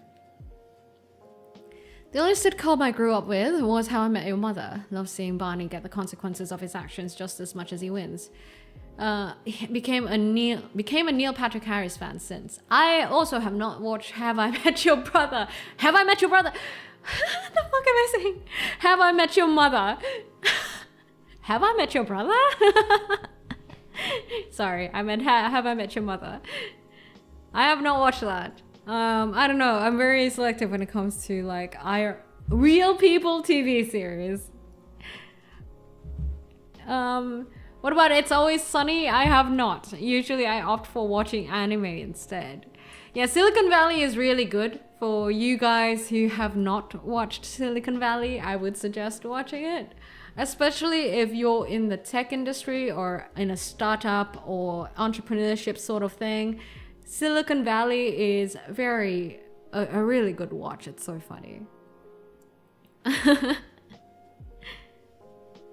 The 70s show for me and Married with Children. 70s show for me? The moral of Silicon Valley is don't try too hard. The show? Is there even a moral to it? I've never thought of it having a moral to it. It's Always Sunny is a must watch. I think you'd like it. I'll check it out. Are you a time machine? Because you're all that I think about. You think about time machines 24/7? Come on, stop it with the pickup lines. Come on. There's no point in giving me pickup lines. I'm only interested in fictional men, so there's no point in trying now. Unless you're a fictional man. Are you Satoru Gojo? No. Talking about Satoru Gojo. Oh, sorry. I'm about to get a little bit NSFW here. Do you guys know that image of Satoru Gojo that has been kind of circulating around social media? The one where his blindfold is like put up and he has like this rizzy look to him. Do you guys know what I'm talking about? Basically, it came from a yaoi manga. That yaoi manga has the best art I have ever seen. Sorry, I just wanted to say that. Yeah, it came from a yaoi manga. Oh my god, the art is so fucking amazing. Good gods. Oh, it's so beautiful.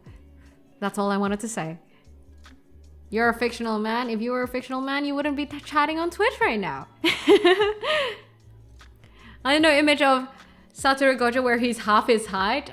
Half his height? Really? Half his height or like split in half? Not that I'm saying that he got split in half. Oh wait, there's an RR team? No wait, there's no RR team. What are you talking about? You don't juke me like that. One-time life-size cardboard stand of Gojo for Noira. Now you know what I'm talking about. You know, offerings for the Deep Blue, for the Shrine. There are some variations you could chuck in there. You could put in dark B, Chianti, white wine, whiskey. And the other option is to give me fictional men, like a cardboard cutout of Satoru Gojo, or like an acrylic standee of Suguru Geto, you know, or Sukuna, or, you know, Nanami. All these. I don't know why they're all Jujutsu Kaisen men, but Jujutsu Kaisen men are like chef's kiss. Oh, now there's an Ara. Ara? God damn it. Yeah, I have a little card of a little poster of Satoru Gojo right now next to me. It's a very good looking Satoru Gojo. I'll drink to that. But yeah, if you guys ever think of what should I get? No, what should I get as an offering for Noira the sea fox? Yeah, I just gave you guys options. Toji? Oh yeah, Toji is also one of them. Yeah. Yeah, Toji. Wait. Oh my god, for some reason I was like, wait, is Toji like Aki's dad? I just got Aki and Fushiguro Megumi switched over. Well, because they're technically kind of similar. They could technically be siblings, so it makes sense. But yes, Toji. Noira likes her men confident and dead. And fictional! The best combo! Oh, Gojo Blue-Eyed King, look who's here.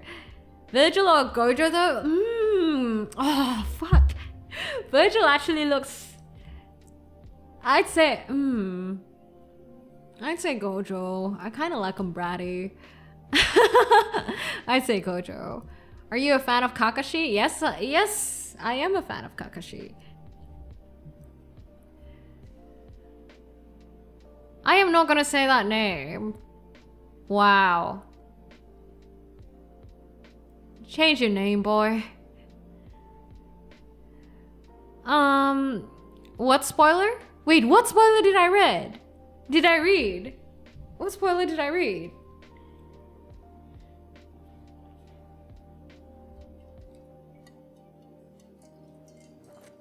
Yeah, most of my husbandos are like from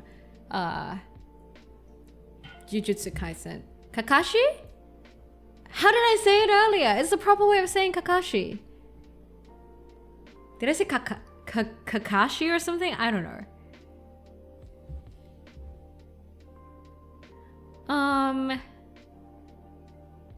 Jujutsu Kaisen related? Can you teach me how to conquer Akuma Nimune's heart? I don't know. How would I know how to conquer another VTuber's heart? You like white hair? Yes, that is an ongoing theme. Like, you know that guy from Windbreaker? Who's the leader? Yeah, I like him. I like my men with white hair. I don't like Sephiroth though, surprisingly. And I don't like Sesshomaru, so I guess I like them with white hair but not long.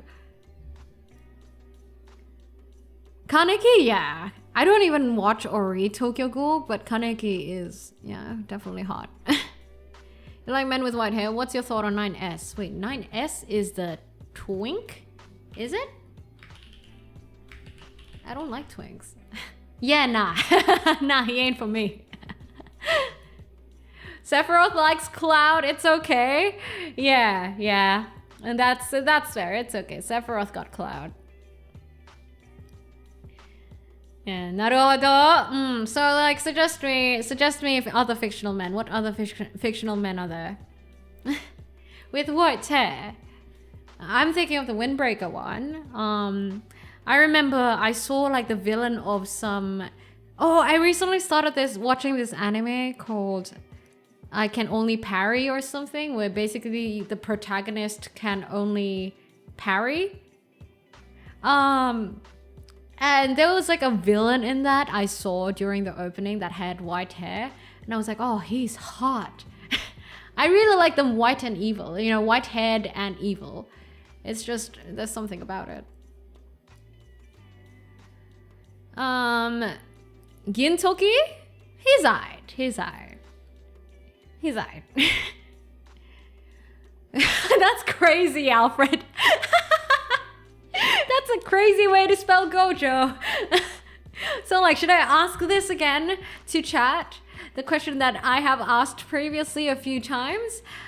I don't like Hitsugaya. Too small. So if Gojo were to be split in half, via the middle, not vertically, but rather horizontally, would you take the top half or the bottom half? Which one? I've asked this question a few times already. I always get very cute answers.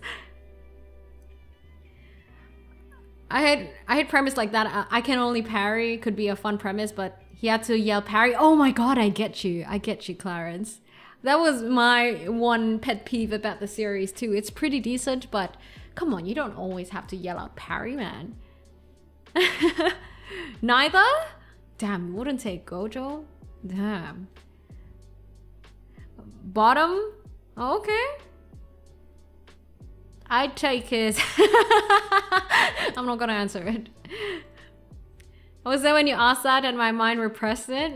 Yes, these are like just some very deep philosophical questions.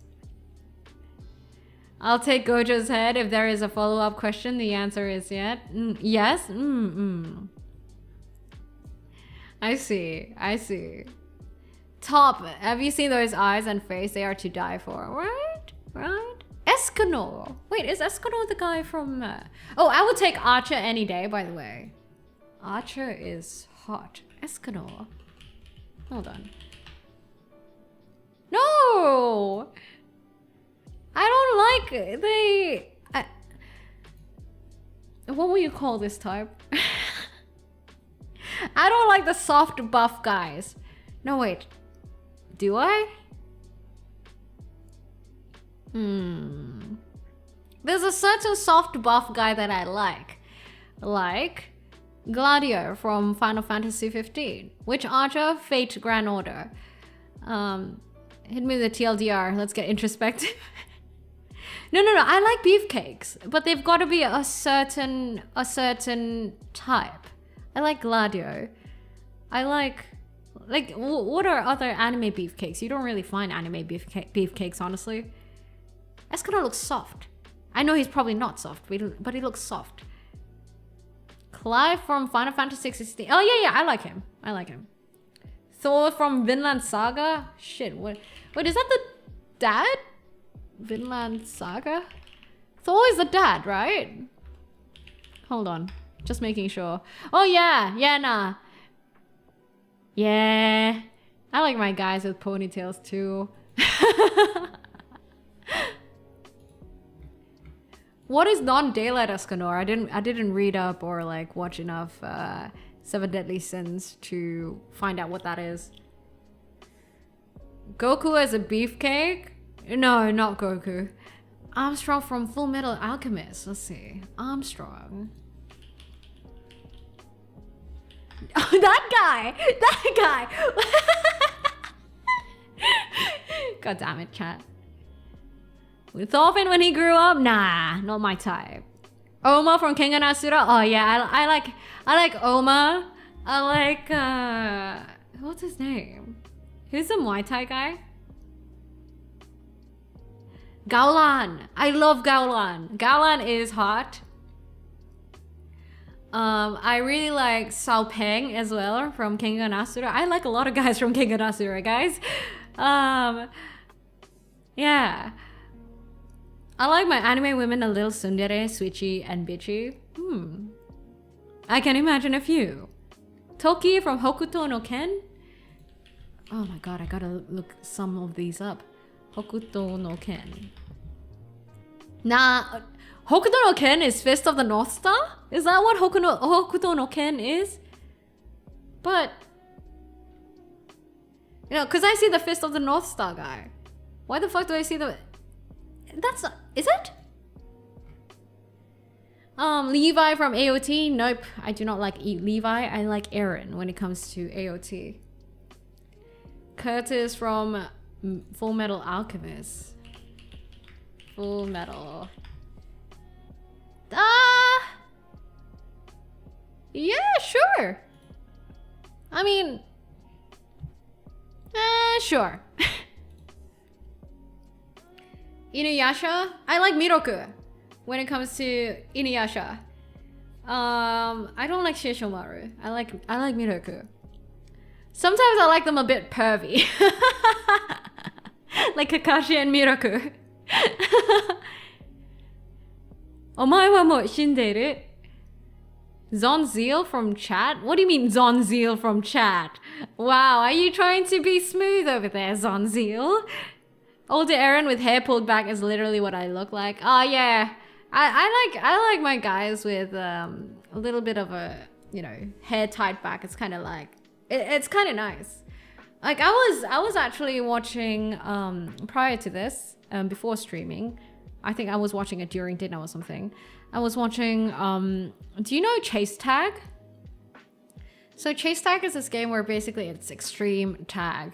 It's like parkour and tag. And I watched this video of the US versus China, and there was like this one guy in the Chinese team that was just a beautiful man.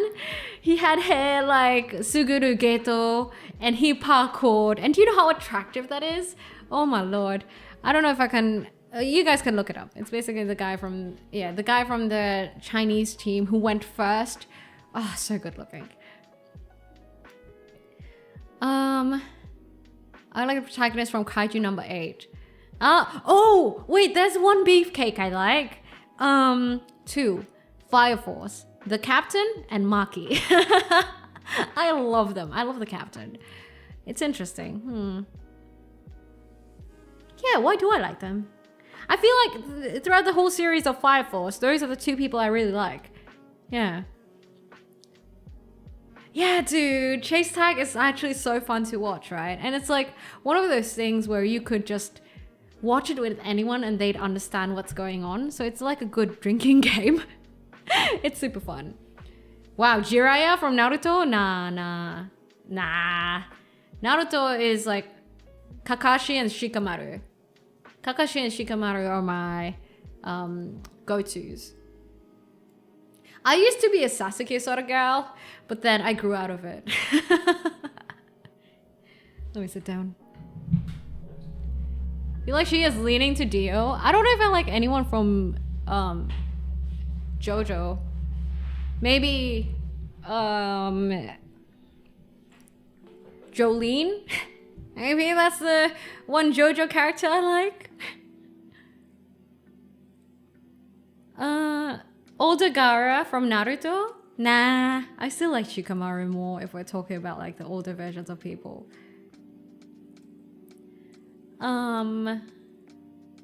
What were you guys talking about? Fire Force? Yeah, Fire Force. The 2nd season is coming out, hey?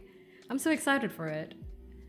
It's just a ploy for Noira to source images without having to ask for source directly. Call me the only one who never watched Naruto.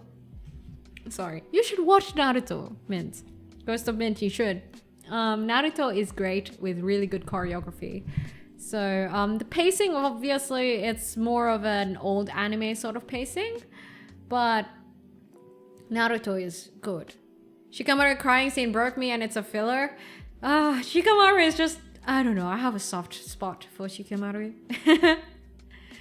The dad from Full Metal Alchemist. Are you talking about the dad and the dog who... the daughter, who recently got a figurine made of him by Good Smile Company? Is that the dad you're talking about? How dare you? How dare you speak his name?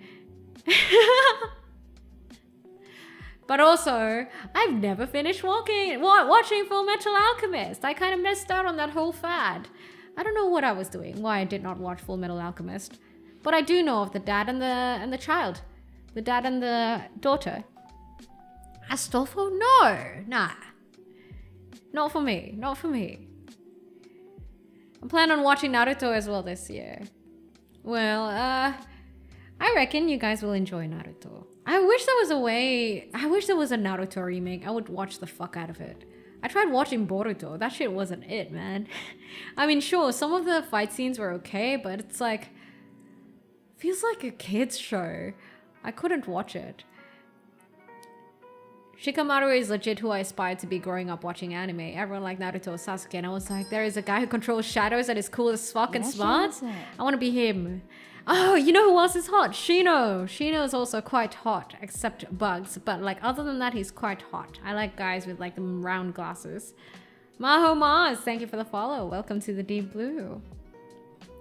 No, not the dog. What the hell? The fuck? Noira should watch The Grey Man. Oh, I have not watched The Grey Man. I have, however, cosplayed The Grey Man. Who's the girl called? Lena Lee or something? Was that the girl's name? The main character of the Grey Man is very hot though. The only reason I cosplayed it was because like one of my friends had the costume, she couldn't make it, and she's like, Noira, can you like wear this for me? So I'm like, oh yeah, sure. So yes, I have cosplayed literally before. Is Guts on the list? I have not indulged. Oh, I don't think indulge is the right word. I have not read Guts. Fun fact about FMA, in the manga, whenever there's a character got killed in the end chapter, the character is shown to either go to heaven. There's only one character shown thrown to hell. Guess who that character is? Oh, I wouldn't know. I haven't watched it. Gendo Ikari. Gendo Ikari. Oh my god, you know who else is hot? Fucking Oren from Final Fantasy X. No, not that guy, man. No, not the Evangelion guy. Nah. Oren from Final Fantasy X is hot. Oh my god, he is so hot. Oren from Final Fantasy X. Yeah, he's technically the only hot guy in Final Fantasy X. Tidus, as much as Tidus is the right way to say his name. Or as I used to call him, Titties. Tidus is great and all, but he's not particularly my aesthetic. Lulu and Oren is where it's at. Have you heard of the manga Vagabond? No, I have not. What's Ultra Kill? What's Ultra Kill about? I don't think I've ever happened upon Ultra Kill. We'll force Noira to drive the EVA, the EVA. You know, my Armored Core mecha is an EVA 01, right? And my friend who came over decided to, I was like, here, go play my AC. And he did. And he's like, oh my god, your AC is an EVA 01? And I'm like, yeah. You know who else is hot? There is a water sea fox on Twitch named Noira. Bro, her model is pretty, but her mind and intelligence downright the hottest. The way she likes to learn and yap and get introspective, so attractive. Shut the fuck up. No, bad titling. Riku is my FFX waifu. Nah. FFX2, Riku is the waifu. Lulu, FFX waifu. FFX2, Riku. Oh my god, Riku. Riku is so pretty in Final Fantasy X2. Please don't mad me, that would silence me. Ultra Kill is a boomer shooter. What do you mean a boomer shooter? Hero from Gundam Wing. Isn't Hero the brown haired guy? Nah, I don't like him. That is Hero, right? Gundam Wing? That's the one with Lacus Clone, right? No, wait, that's a different one. Okay. This is a different guy. Nah, not my cup of tea. I like how you guys are just like shoving fictional men at me. This is one way for me to discover new fictional men. I could get my titlings to do the work. I don't even have to do it myself. Shoei Baro from Blue Lock. He's okay. You know who I like? I like Nagi.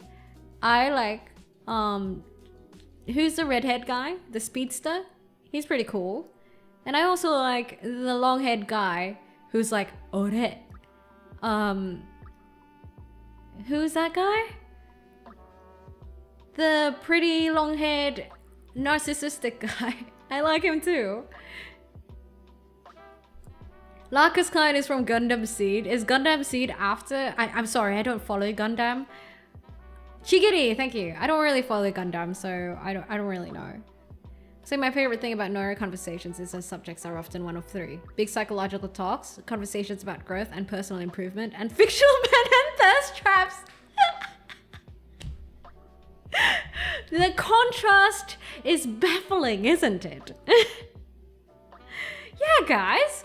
Aren't we supposed to go into philosophical subjects today and philosophical discussions, or maybe talks about life? But here we are, we've spent the past at least 30 minutes just talking about fictional men and thirsting. Yeah.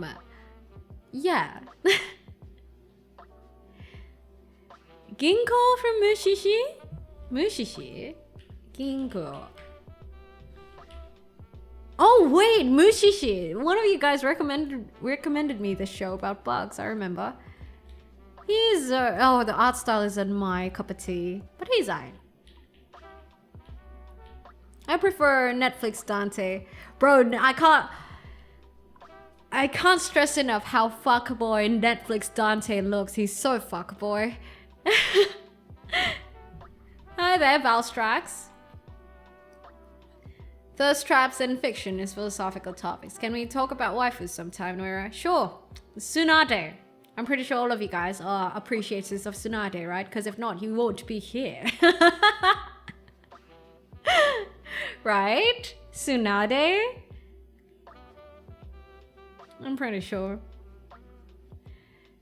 And you know who else I reckon you guys like? Who's that mage? Merlin. Merlin from Seven Deadly Sins. Denchimu your universe? No, we're talking about waifus now. Oh wait, Aisha from Outlaw Star. Let me check that. Aisha from Outlaw Stars. What's that? Oh wow! This art style brings me back. Oh wow! Yeah, she's hot. Oh yeah, she's hot. I love that design. I love that. I used to hate Tsunade growing up. Now as growing up, I love Tsunade, right? If we're talking about older animes, Cher from Wolf's Rain was probably the first Lucy from Cyberpunk. I would say that she's probably the inspiration for Lucy. And wait, let me think. I did have a few girl crushes. Why can't I remember them right now? Oh, by the way, Middleban from Get Backers though. Ooh, so hot.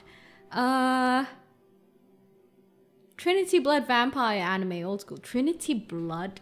That's Trinity Blood is the one with the queen with the big dress. Yes, that is Trinity Blood. Esther? Oh my god, yes it is. Damn, I haven't heard about Trinity Blood in forever. When we're talking about waifus, Riku, definitely one of them. Asuka, Rei, easily, right? And Ah My Goddess, all of them, right? Ah My Goddess was such a fucking mood, wasn't it? I love Ah My Goddess. Oh My Goddess, I think. That's what it was called. Was it Ah My Goddess or Oh My Goddess? Do any of you guys know that show? Very good show. Misato is the best one. Misato. Yeah, Oh My Goddess. I loved watching Oh My Goddess. Had a teen crush on Ryoko. I had a crush on who's that girl? Not School, not Beldandi, the other one. I can't remember her name. Freya or something? What else is around that age? Onegai Sensei! Onegai Sensei! That's old as hell. I don't even remember what it looks like, but I know the name. Oh yeah, yeah. Yeah, what? Yeah, that show just, the art just looked like it was straight out of hentai, unfortunately.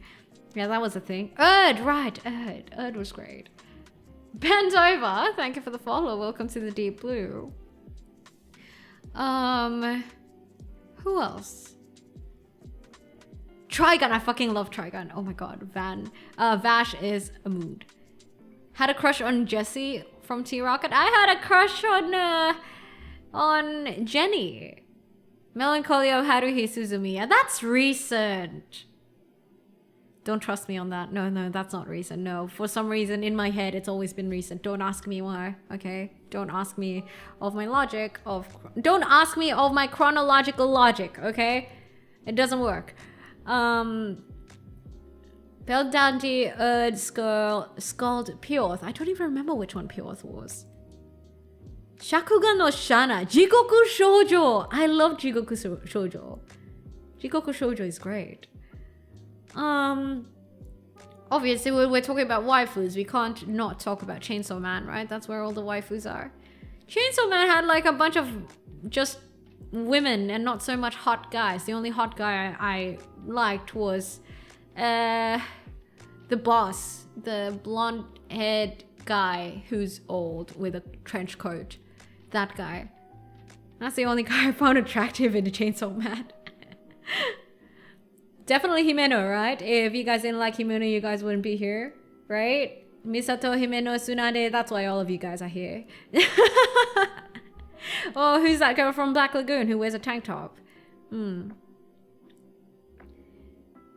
know, don't worry. I know. Noira is best waifu? Sure. Maybe to Noira the goddess, but not us mortal beings. Look, don't ask me about my chronological logic, okay? It's a feeling, okay? Some things feel old, some things don't. That's just how it is. Shana was so popular among my friends, they kept on making me draw her. I didn't like her because I'm more Taiga and Toradora fan. Revi, yes, Revi, that's it. Lucy from Fairy Tail. I'm more of a Plu sort of person. I love Plu. I think even now, despite there being so many cute characters in recent times, and also despite the fact that I don't really remember much about Rave or Rave Master, I really love Plu. I have a plushie of Plu. Have I told you guys that when I went to Osaka, we went to somewhere in Namba or something, I can't remember, but like there was like a random pop-up shop of Rave Master. And the thing is, like, I was going back soon, right? So I was like, holy shit, I saw a Plu doll, and I'm like, oh my god, I need to get that Plu doll. So I told my friend who was going back the day after, I'm like, dude, do whatever you can to secure that Plu doll for me. So now I have a Plu doll who sits on my couch, and he is like the best thing ever. I love Plu. Kurogani from Tsubasa Chronicles. Tsubasa Chronicle is another one of those animes that feel recent to me. Oh my fucking... I don't know why, don't ask. Oh, my sense of time is so weird. Any Chronicles? Tsubasa Chronicles. Oh, I remember this guy. Yeah, he hot. Oh! Yeah. Oh my god, he's so hot. Yeah, I did have a crush on this guy. Sharon was pretty hot though in Tsubasa Chronicles.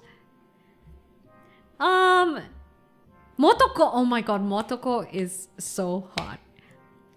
By the way, in the Netflix DMC, there's a girl who looks like Motoko. I saw it and I was like, you know the Leonardo DiCaprio meme, the Great Gatsby meme, where he's just pointing at the screen? That's Motoko. Yeah, that was me.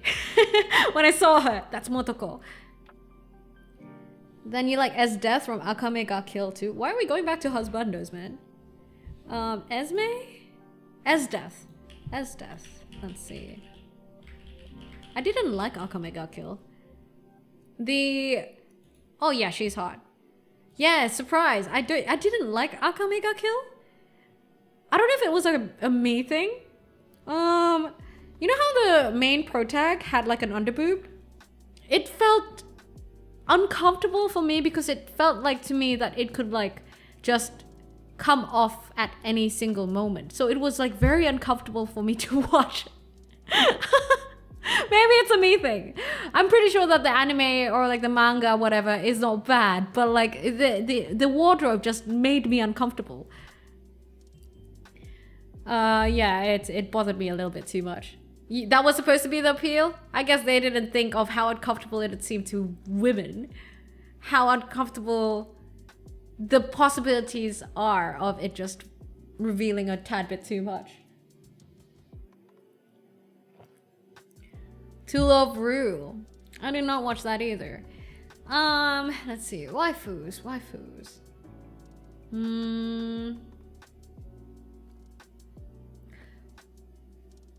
Did I have any girl crushes? Lola Bunny? Let me think. What are... Tsunade was definitely one of them. Oh, Ino was also really hot. I really liked Ino. And I really liked the paper girl from Akatsuki as well. Leon from Akame or Yang? Yang! You can't make me... Nah, Defo's Yang. I don't care. I don't even care who that Leon is, but Yang. We're talking about Ruby, right? Yeah, nobody beats Yang. Yang is the best. Hello, Schizo. Made from Big O. Welcome back, Scarling. Simka from Aegir. Honestly, from Aegir, the only person I remember is the guy with an eye patch and a very oversized hoodie with like, what, blue hair? Oh, this girl! I've seen so many cosplays of her. She's okay. I prefer Lacus Klein. Lacus Klein was really pretty, man. Yang Xiaolong is the best. And Pyro is pretty hot too. Marin from Dress Up Darling, I don't think anyone can say that she's not attractive. Hosho Marine though. Ahoy! Do you have a favorite shipping from Ruby, Noira? Me and Yang Xiaolong. That's my favorite shipping. Yang Xiaolong trailer is still the best character showcase I've seen. Wait, I don't even think I've seen the trailer. Akito or Agito? Wait, what's Agito? Is that SAO? Is Akito SAO? I don't watch SAO. I know nothing from SAO. Once more what? Oh, do none of you guys watch Dot Hack? Dot Hack is so good. I can't believe like not a lot of you guys watch Dot Hack or played Dot Hack. The heck is that? What? I'm back from breakfast with my partner and Otis. Hello, partner and Otis. Welcome back to the Deep Blue after breakfast. Mari Kitagawa with Amelie voice is... Oh, is the English dub Amelie? Tifa Lockhart from Final Fantasy VII. Oh yeah, for sure, for sure. Yuna from Final Fantasy X though. Fun! What the fuck? That's a little bit too... What's the word I'm looking for? A little bit too colorful now, isn't it? No, not colorful. What's the word I'm looking for? Illustrious? Sure, let's go with illustrious. Yeah, sure. Hi there, Hawkin. Man Shiranui. Oh, wow. DOA? Man Shiranui? Ah, thank you for the hydrate. I shall drink. Nobody cares about Aerith. Yuffie is also super hot though. And was it in the remake that one of the not Yuffie. There was like another girl who was super hot. Like she was like a side character. I don't remember who. You can't even play her. Yeah, she was super hot as well. A lot of Final Fantasy VII characters were hot in the remake. Log Horizon? No, I never watched that. What do you mean Noira is too young? I just don't watch certain things. Liara Sony from Mass Effect. I've never played Mass Effect, unfortunately. Chun-Li from Street Fighter? Yeah, but you know who I really like? Morrigan. Wait, is she from Street Fighter? Yes, she is. Morrigan, though. Wait, not from King of Fighters or Fatal Fury. No, wait. From King of Fighters, I know the redhead guy who walks around with his hands in his pocket and a hunched back like an e-boy. What's his name? Iori or something? And from King of Fighters, I know the guy who's like a monk that hits really hard. I don't know my fighting game franchises, okay? I'm not really someone who plays fighting games a lot. I played the bubble puzzle shit thing that was a collab between something and something, and Morrigan was in it. That's all I remember. Yuri Yagami. Oh my god, he even has a fucking emo ass last name.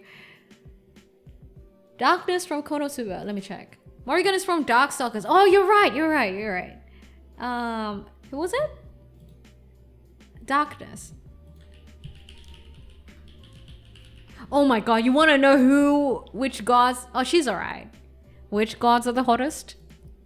Campfire cooking. The goddesses of campfire cooking are so hot. What's her name? That was like, oh, they're so hot. Goddesses, campfire cooking. I swear, out of all isekai animes, they have the hottest goddesses. God damn.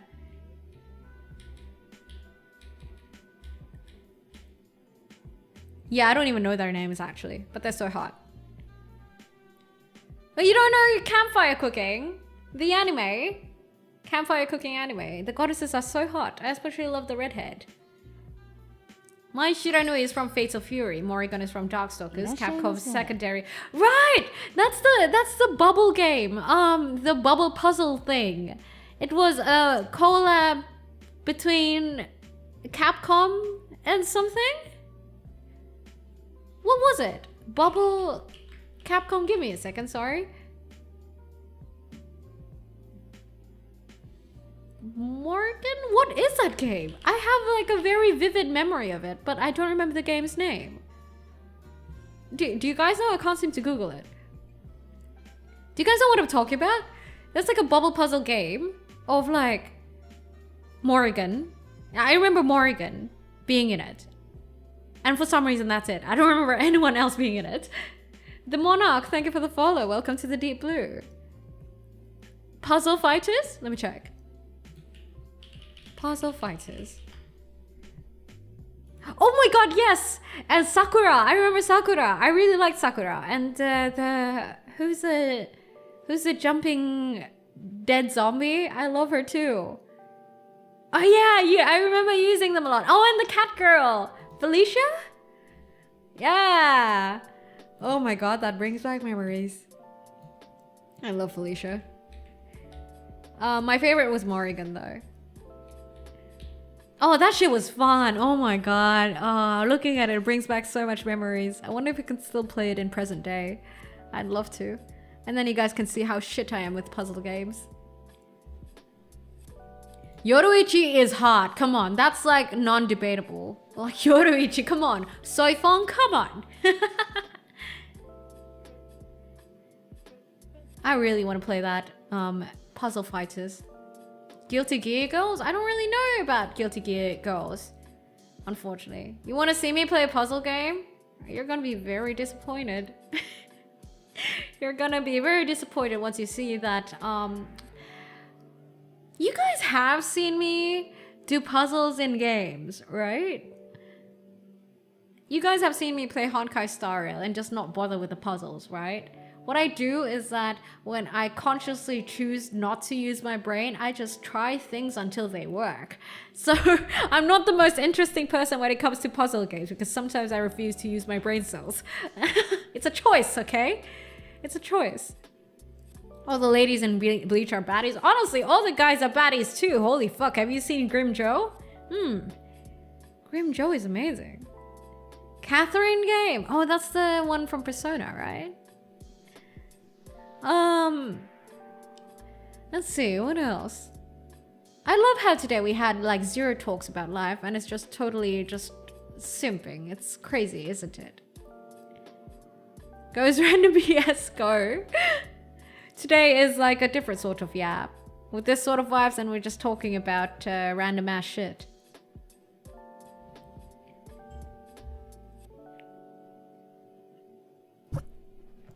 Grim Joe's abs. Yo, man, he's so hot, dude. He's so hot. Red flag guys, red flag fictional guys are the best. Obviously not in real life, but like, you know, they're really great. Like, look at that guy from Wuthering Waves. Oh my god, all the villains, all the red flags are so great when they're fictional. The best way to have red flags, fictional.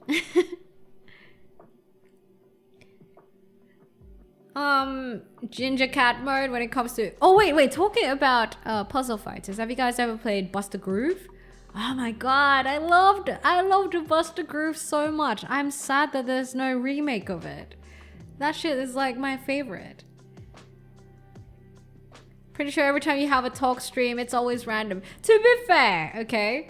To my own justice, to do myself justice, I do reckon that every time I do stream or have like a free talk stream, usually I do still have some live talks here and there, but today is an anomaly. Today we have just a purely talk of simping. Grimjo is hot, true, but in terms of his energy, I prefer Ikaku, who is just as confident but has a healthy masculine mindset. Who cares about energy? They're fictional. I don't know. I just like his design. I really do. Buster Groove sounds so familiar, but I cannot imagine what it looked like. Look it up. Look it up. Buster Groove is the one with Kitty N. And they had like amazing character designs and amazing soundtracks. Let's talk about husbandos. Oh, you're right. We are back to talking about husbandos. Goddamn. Aizen? Oh, Aizen. Yeah, Aizen. Okay.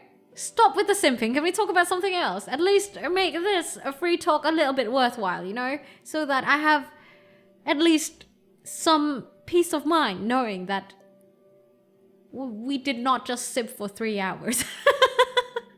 Can we talk about something else to justify this? And talking about random shit is interesting. I found out that most dogs have dichromatic vision. This means that they only really see blue and yellow colors. Other reason Otis likes watching is because you stand out unlike everything else. Oh, because I'm blue! Oh, that's so cute. That's so cute. 3 hours of simping is like a real feat. I don't know, you guys keep feeding me fictional husbandos. What else am I supposed to do other than appreciate, right? Let's talk about life, guys. Now, what do we have to talk about life today? Any patrons of the Deep Blue bringing in some, I don't know, big life questions that we mayhaps we might like to talk about at the Deep Blue for today's vaunted topic?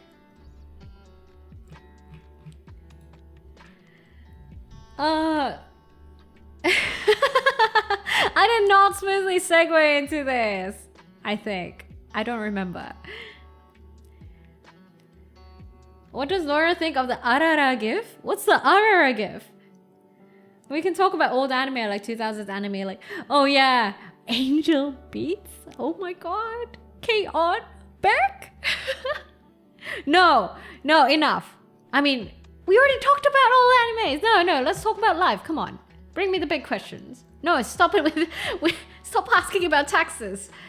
What do you think about the current socio-political state of the world? What are your views about the capitalistic greed that have taken over the internet, as well as the dead internet theory? What is the dead internet theory? And also, if we're talking about socio-political, it's something that I'd rather not talk about on stream, unfortunately. This is, after all, a place of escapism, so there are some topics that I would not particularly favor. The background looks very nice, thank you.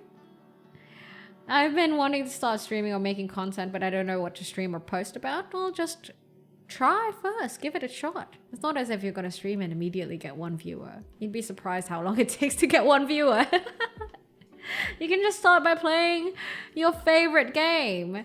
And the key to streaming is that even when no one is talking, you gotta keep talking. You can't have dead air. Wait, oh my god, I asked for questions and suddenly there's so many, fuck. Hold on. Let me catch up with it. Why do some women expect you to be able to read their minds, then get angry when you can't? I have no answers to that. That's something I try to avoid as much as possible. So, I don't know why people do that. But also it's because like some people have asked me similar questions or I have been made known of similar sentiments that I have started questioning the way that I communicate in general. So it's good in that sense. It's gotten me to a point right now where I would communicate things and stop assuming things. I would put myself in other people's positions and be like, would I like to play a guessing game? If not, I would just say it out loud. As for other people, I don't know if I can speak for them. What is the average Airspeed velocity of a swallow. Ask Google or something. How would you deal with a panic attack? I had one 2 nights ago and I had to stay awake for 18 or 19 hours straight. Unfortunately, I've never had a panic attack before, so I don't think I can say anything to that. You might want to ask someone who's a little bit more proficient in that topic. How would you put dead internet theory into words? Dead internet theory is that most of the interactions on the internet are bots to make it seem that we are dealing with other people. Wait, what about it then? So what's the argument about dead internet theory? Dead internet theory is the idea where everything you interact on the internet is fake because you lack of new and fresh things and more repeated things like blue moon articles? Wait, so what's the argument against or for dead internet theory? Like, what's being debated about it? Funny curse fact, Noira is this wholesome that she doesn't have any R34. That's a lie. I do have an R34. I do have one. I suppose it's also some men as well. That's it. I don't want to assume, so I'll ask the question. I think it's more of, I guess, when we're talking about maybe some women just assuming for some men to be able to guess what they're thinking. Oh, wait! I do have an answer to this. Okay, so I'm gonna just say that from the perspective of a female, there's a certain, would I say satisfaction? It makes us happy when you're able to guess what we want, because it shows that you're proactive and it's kind of hot. I get that perspective, and I have watched something that talks about that perspective. So it's sort of that thing.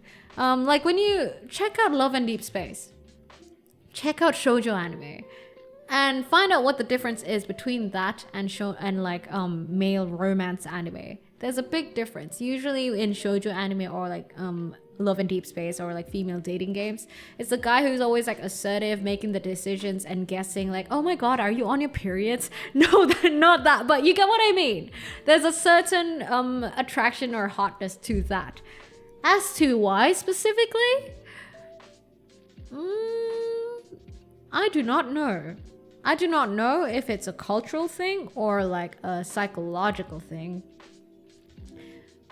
But yes, there is something about that. Now, unfortunately, I do think that some women have gotten the self-awareness to realize that such things are happening to them, that they favor those things, but it doesn't particularly make the most healthiest interactions. So they work around those sort of expectations and be like, okay, as much as I want him to know what I'm feeling, I'm just gonna communicate it. But of course, there's a good part of there's always like that demographic who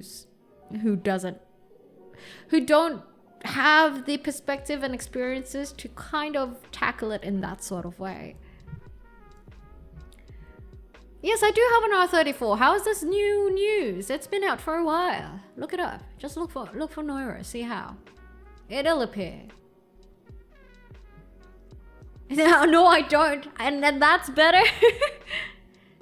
Imagine a YouTube video made by AI, commented by AI, and liked by bot AI, spread out across every website, as in eventually everything you see, hear, or read on the internet will be made by or for AI.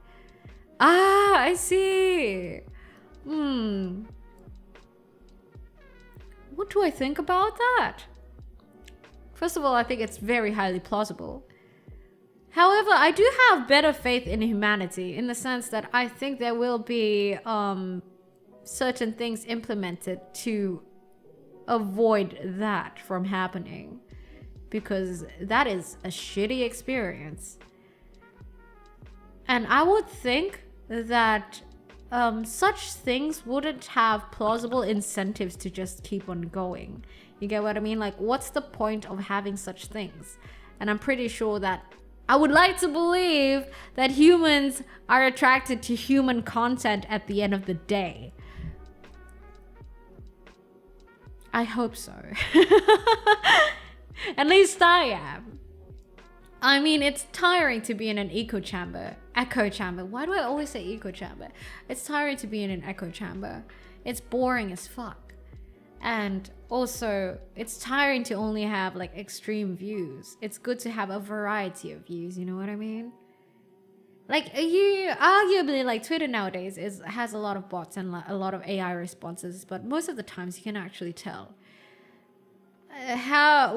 what that'd turn into in the future. I don't know, but I'd like to believe and have faith in humanity that humans will naturally be attracted to humane things. I'd like to believe so. We're talking about anything. I've been wanting to write a titling law on your Reddit. Is there any limitation or I can write anything I want? You can write anything you want, Fahan, as long as you stick to the base law as told in the directory. Wait, I'm catching up on chat. I get that with some things, like when it's about them, that there are some things which you just need to ask and question about. Being able to take control in a mature way, but not really controlling, it can make you feel comfortable knowing someone can take the lead. Hi there, big us. Would you post a list of books you've read or recommend? I'm especially interested in self-improvement books and fun stuff. Okay, when we're talking about books, sorry, I think I missed a few questions. When we're talking about books, I would say one of the easiest books you could start from is probably Art of Thinking Clearly. That's like my favorite book to start off of. If we're talking about general thinking and logic and everything like that and biases, I think it's very important to start off of Art of Thinking Clearly. And self-improvement? I would recommend the current book I'm reading, but I haven't finished it, which is Emotional Intelligence. It gives you a good perspective on like emotional intelligence and how it plays into a modern society as compared to IQ. That's an interesting book. I would also recommend some Malcolm Gladwell books because it shifts a few. Oh no, wait, hold on. Freakonomics. Freakonomics is a good book. It's not particularly self-improvement, as you guys may have noticed. I don't particularly read self-help books. I like reading new perspectives, more like. So Freakonomics, I would suggest that because Freakonomics really gives you a perspective where it's like a lot of things actually make sense and isn't actually just particular coincidence. Freakonomics is a great one.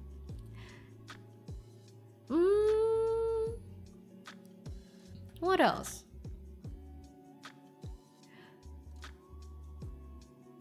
0 to 1 is quite great, but that's more on like entrepreneurship side of things. Oh wait, I've recommended this before too, but Innovators is a good book. Freakonomics, like freak, F-R-E-A-K, onomics, like economics. But yes, I don't really read self-help books. I'm more so someone who likes reading stuff that gives me new perspectives. So it's usually a variety of genres, but mostly not self-help books. Innovators is a great one as well. Innovators basically tells of the history of computers.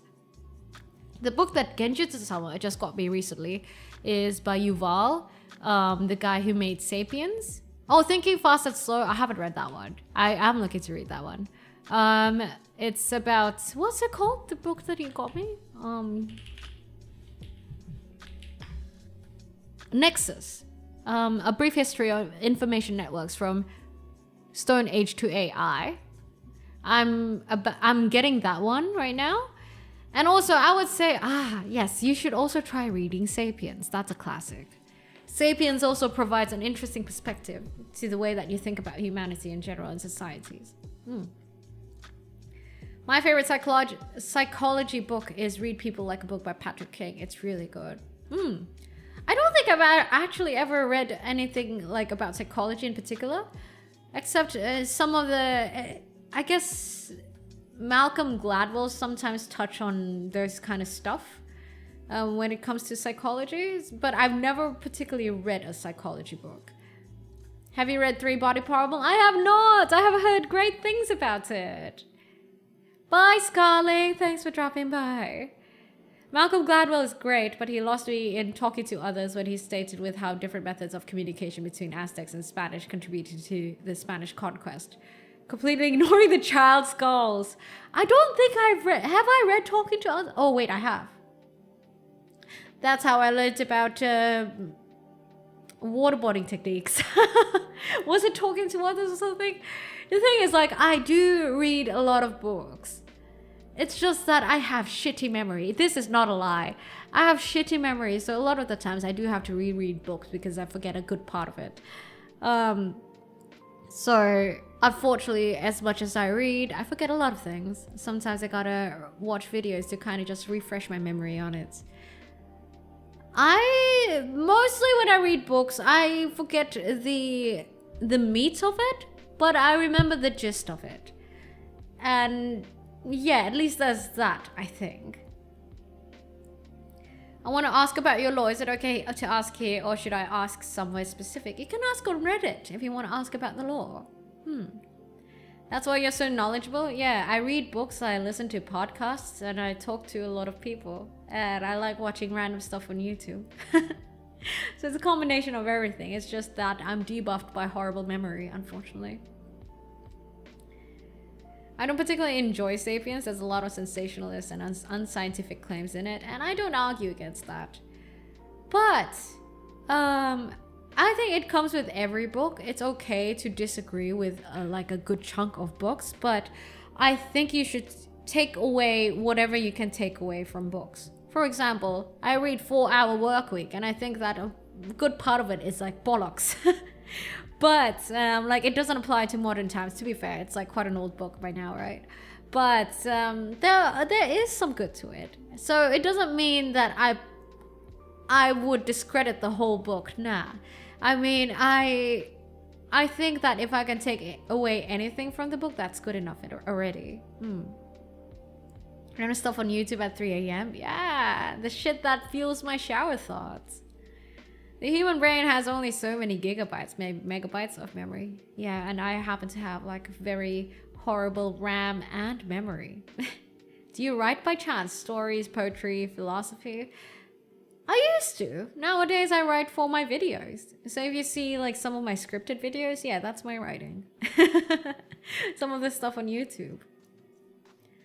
I'd likely ask for book recommendations in the future. Yeah, sure. I'm happy to do so. Maybe I'll put up a page on my site to recommend books. And yeah. Oh, an interesting thing is, I think a book that I read way back when that has stuck with me is this book called... Oh shit, what's it called? Shit, what's it called? It's on one of my YouTube videos. Hold on. You see? I have really shitty memory, guys. You see? Okay, it's on one of my videos. Let me grab it real quick.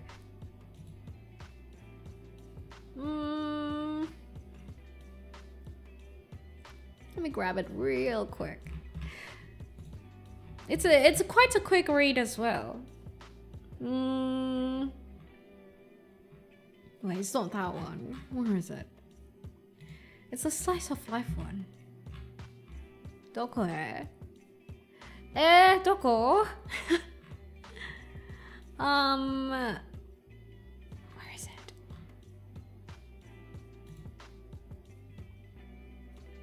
Wait, I'm still looking. Oh my fucking god, I have a lot of videos. Good gods. Okay, it is...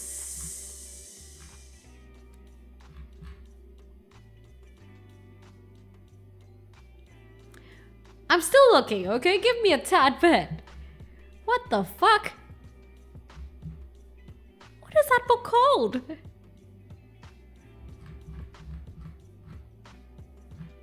What the hell? Okay, I'll look it up. I can't seem to find it right now, but I'll look it up.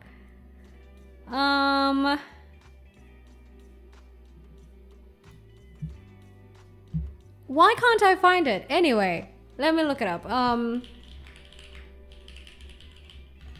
Basically, it's a book about creativity. Good lord. Okay, I found it. It's called... No, it is not this. What is it called? Anyway, I'll find it. But basically, it's a book about serendipity. It talks about how quiet moments lets your brain kind of piece thoughts together and thus results in creativity. It's an interesting book, but like I can't seem to find it right now. I don't know why. I have no idea. I think it was like just a blonde thing.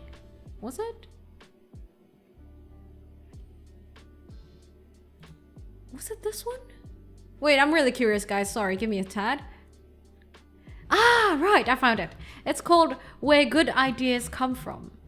It's a really good book. It's changed the way that I think of quiet moments, and you know, that's it really gives you perspective on how you can stay creative. So yes, the Where Good Ideas Come From by Steve Johnson. I forget all the time, unfortunately. Like I said, I have a lot of things I am perfect and great at. The higher gods have decided to debuff me to balance me so that I'm not too fucking OP. Signs of age, it is what it is. If I was ancient and remembered everything and had photographic memory, I'd be too OP, no? Yes, it's by Steve Johnson. Steven Johnson? Steve Johnson? Yeah, that guy.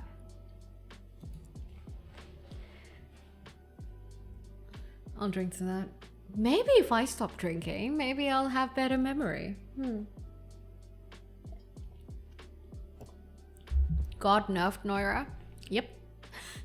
If you like history books, I highly recommend The Force. It's about the first Special Forces Battalion of Canadian and American forces in World War II. I took a gamble and it didn't disappoint. The Force. Good recommendation. You know what would be great? Wouldn't it be awesome if Tidelings could have a book recommendation section somewhere? Ooh, I think it'd be nice to be able to do that. We must rebel against the gods and make them buff Noira. You can try. I, for one, would welcome Noira as our new overlord from the deep. Am I not already? Am I not already your overlord from the deep blue? The one and only from the deep blue. Oh, good lords. I'm almost out of whiskey. And hey, look guys, we talked about life. What types of books though? Why not all types of books? Like we could have books that are fiction and non-fiction. We can split it into two. I think that'd be nice. Because I do believe that us Tidelings are a group of people who are thoughtful and likes thought-invoking conversations and maybe even well-read. So I think it would be on brand of us to perhaps have a little books recommendation section, right? Just download more memory. Oh, I wish. I fucking wish. Try do it for Noira. Titling library of sorts, yeah. I have many book recommendations. I'm working on a book and a few short stories myself if you'd ever like to take a peek of them sometimes. What's them about? What are they about? Actually, we do have a few writers in the Deep Blue.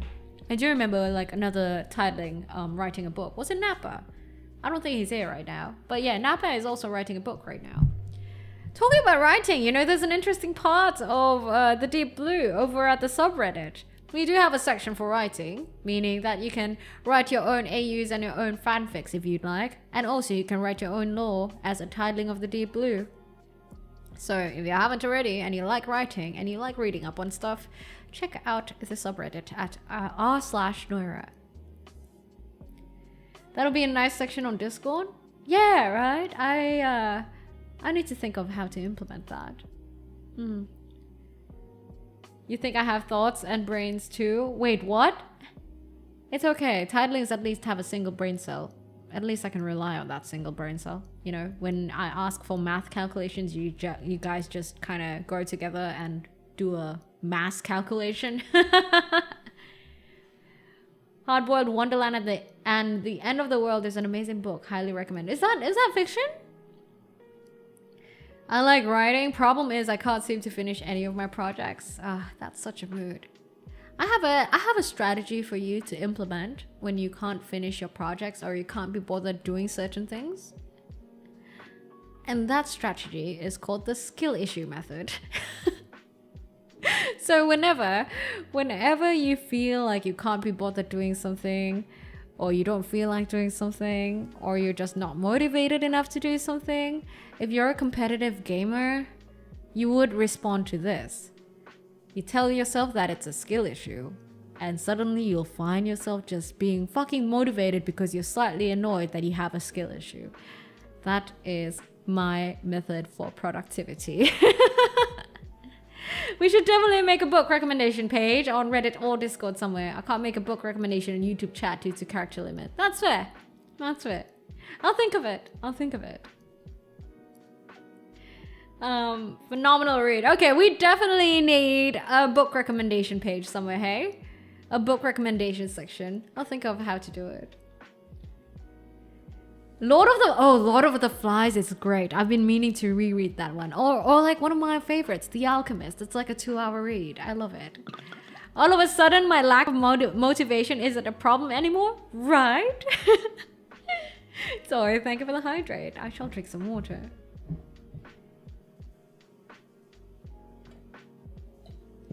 How does this make sense? Dude, seriously, I surprised myself when I discovered that method, the skill issue method. As ridiculous as it sounds, it actually works, you know. At least for me. I think if you're gamer enough or if you're competitive enough, you'd be quite responsive to it. I don't think it's for everyone, but if you're a competitive gamer or like you like gamification and stuff, it works. Patented by Noira, yeah.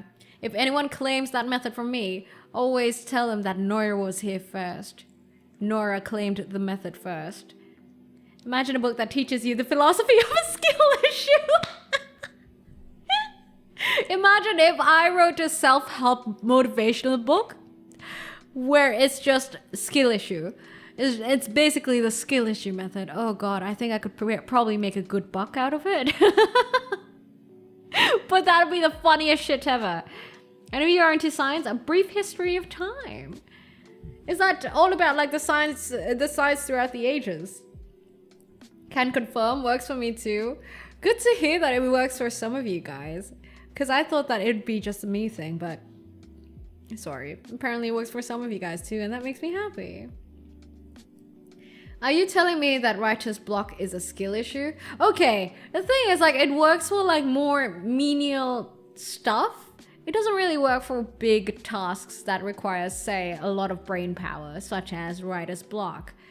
I think for writer's block, or like creative blocks in general, it's just, for me, usually it means a lack of input.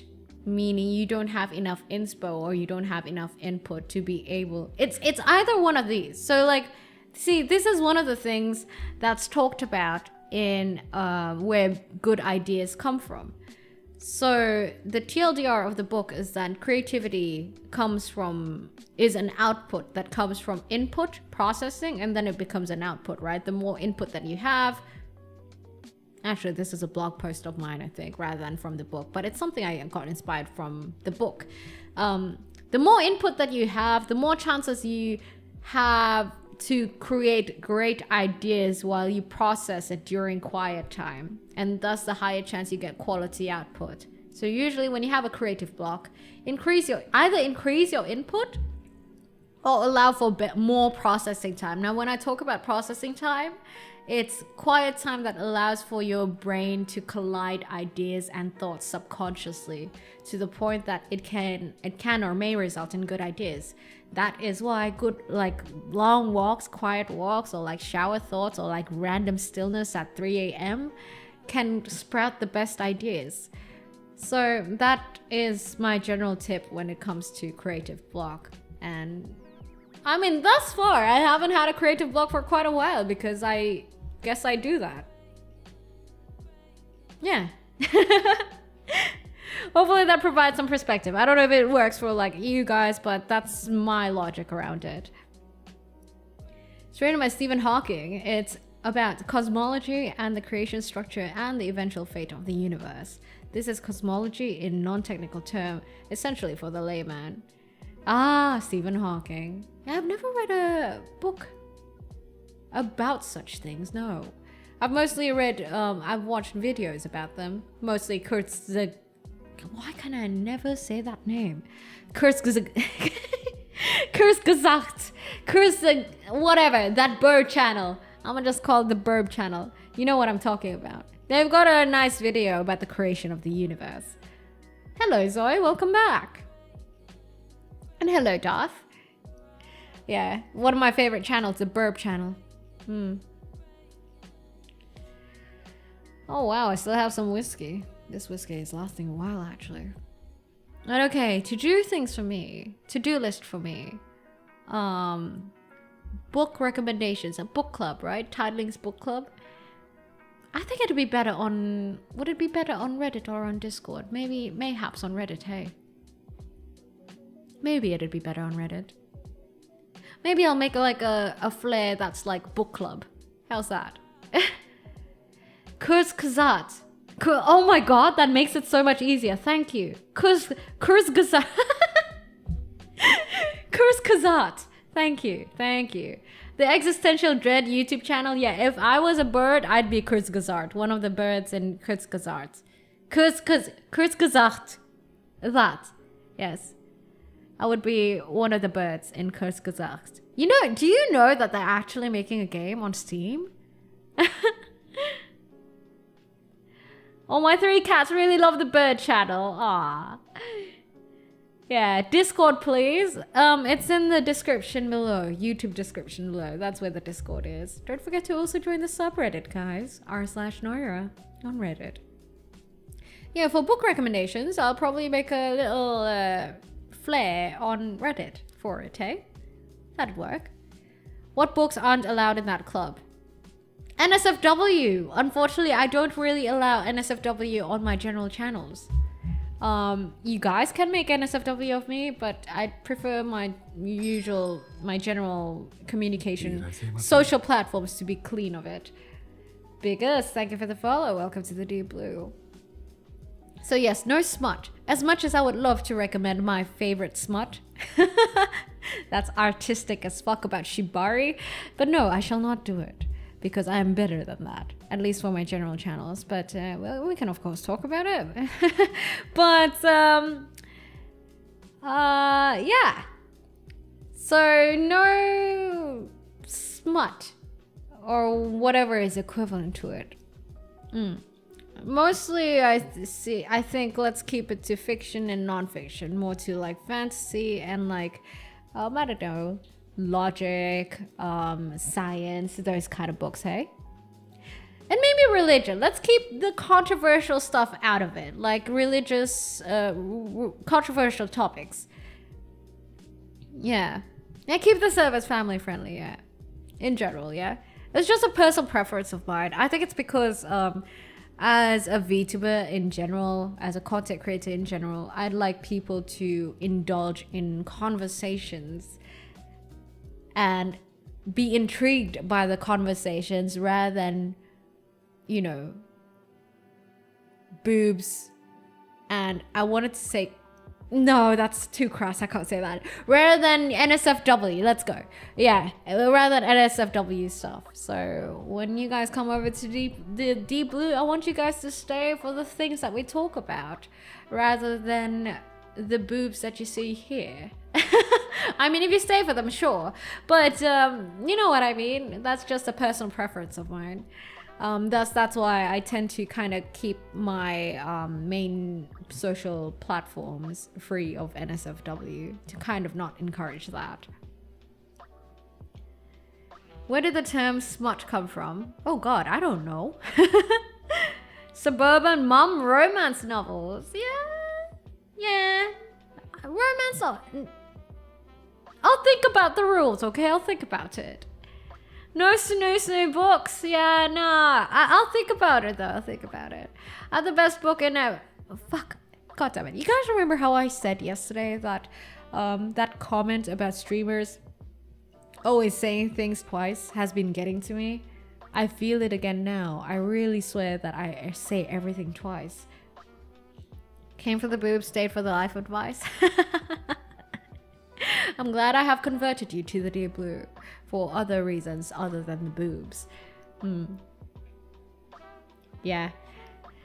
That's what I really want, you know, with VTubing. I think that's one of the reasons why I decided to come off of IRL streaming, because I think the idea that some people decided to stay back then when I IRL streamed for how I looked rather than what I talked about and my content, that very much bothered me.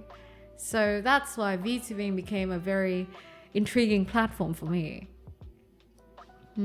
Because like, you know, arguably with VTubers, everyone can look their best, right? To the point that looks doesn't really become the main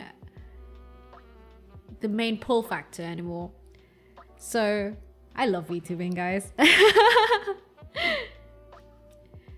Came for the life advice, stay for the life advice, and occasionally boomers. Yeah, sure. I mean, I understand aesthetics, and I do have certain aesthetics that I would love to showcase to you guys. Like this, look at this, like all of this. These are my sort of aesthetics, right? And this is what I want people to stay for when it comes to, I don't know, streaming content, whatever. It's the aesthetics that I decide to put out, the conversations that we have, basically the things that would keep you attracted to a slice of life movie. That's what I want to try to pull off, and I don't know if I've done it successfully, but I'm pretty happy of where I'm at right now. Time check, thank you for the time check. I'm just finishing my little whiskey that's left. To be honest, your voice and entire model attracted me, and your shorts piqued my intellectual curiosity. I mean, there's nothing wrong with being attracted by looks first, right? That's just an inevitable thing. It's visuals that definitely catches your eye first to get people to click. And I'm okay with that for sure, because I do have a certain visual that I try to put out there. Like I said, it's the slice of life aesthetics that I really like. That's why I really like making my backgrounds and my, you know, these vibes look very pretty and everything. So it's definitely there. But I do appreciate it when people stay for the conversations, yeah? For the things that we talk about, the things that we muse about, and have daydreams of. I really do appreciate it. It's fun stuff for me. I like having these pseudo 3 a.m. talks over drinks. You get what I mean? They're fun. Same thing for me. Well, I'm glad. Thanks, guys. I find the booby birds really cute. Would love to have a few as pets. Are we still... booby birds, or are we talking about Kurs gesagt? That is a saying that goes, looks open doors on your personality. Lets you get it if...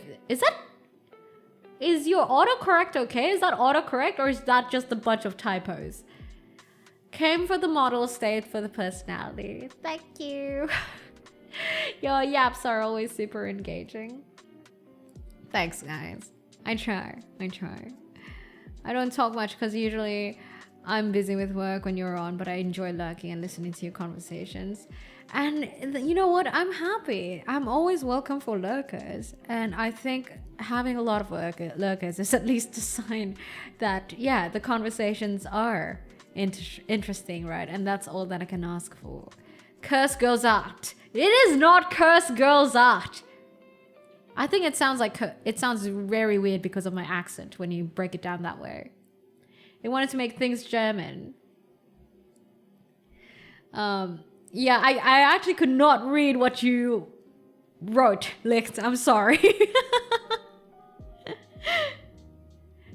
Noira drinks. What do you mean? Yes, I am drinking. No here for the voice and accent.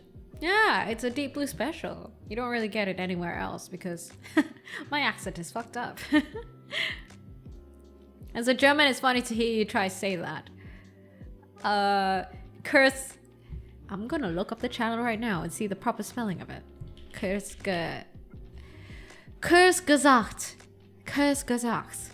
That's decent enough, right? Pink pancakes. Blue waffles? Sorry. Why you gotta say that? Building Warhammer and listening, a good way to spend a Thursday. Please don't look that up, by the way. Don't look that up. You're building Warhammer. You know, we actually have a few titlings who love painting Warhammer figures. You'd fit just right in.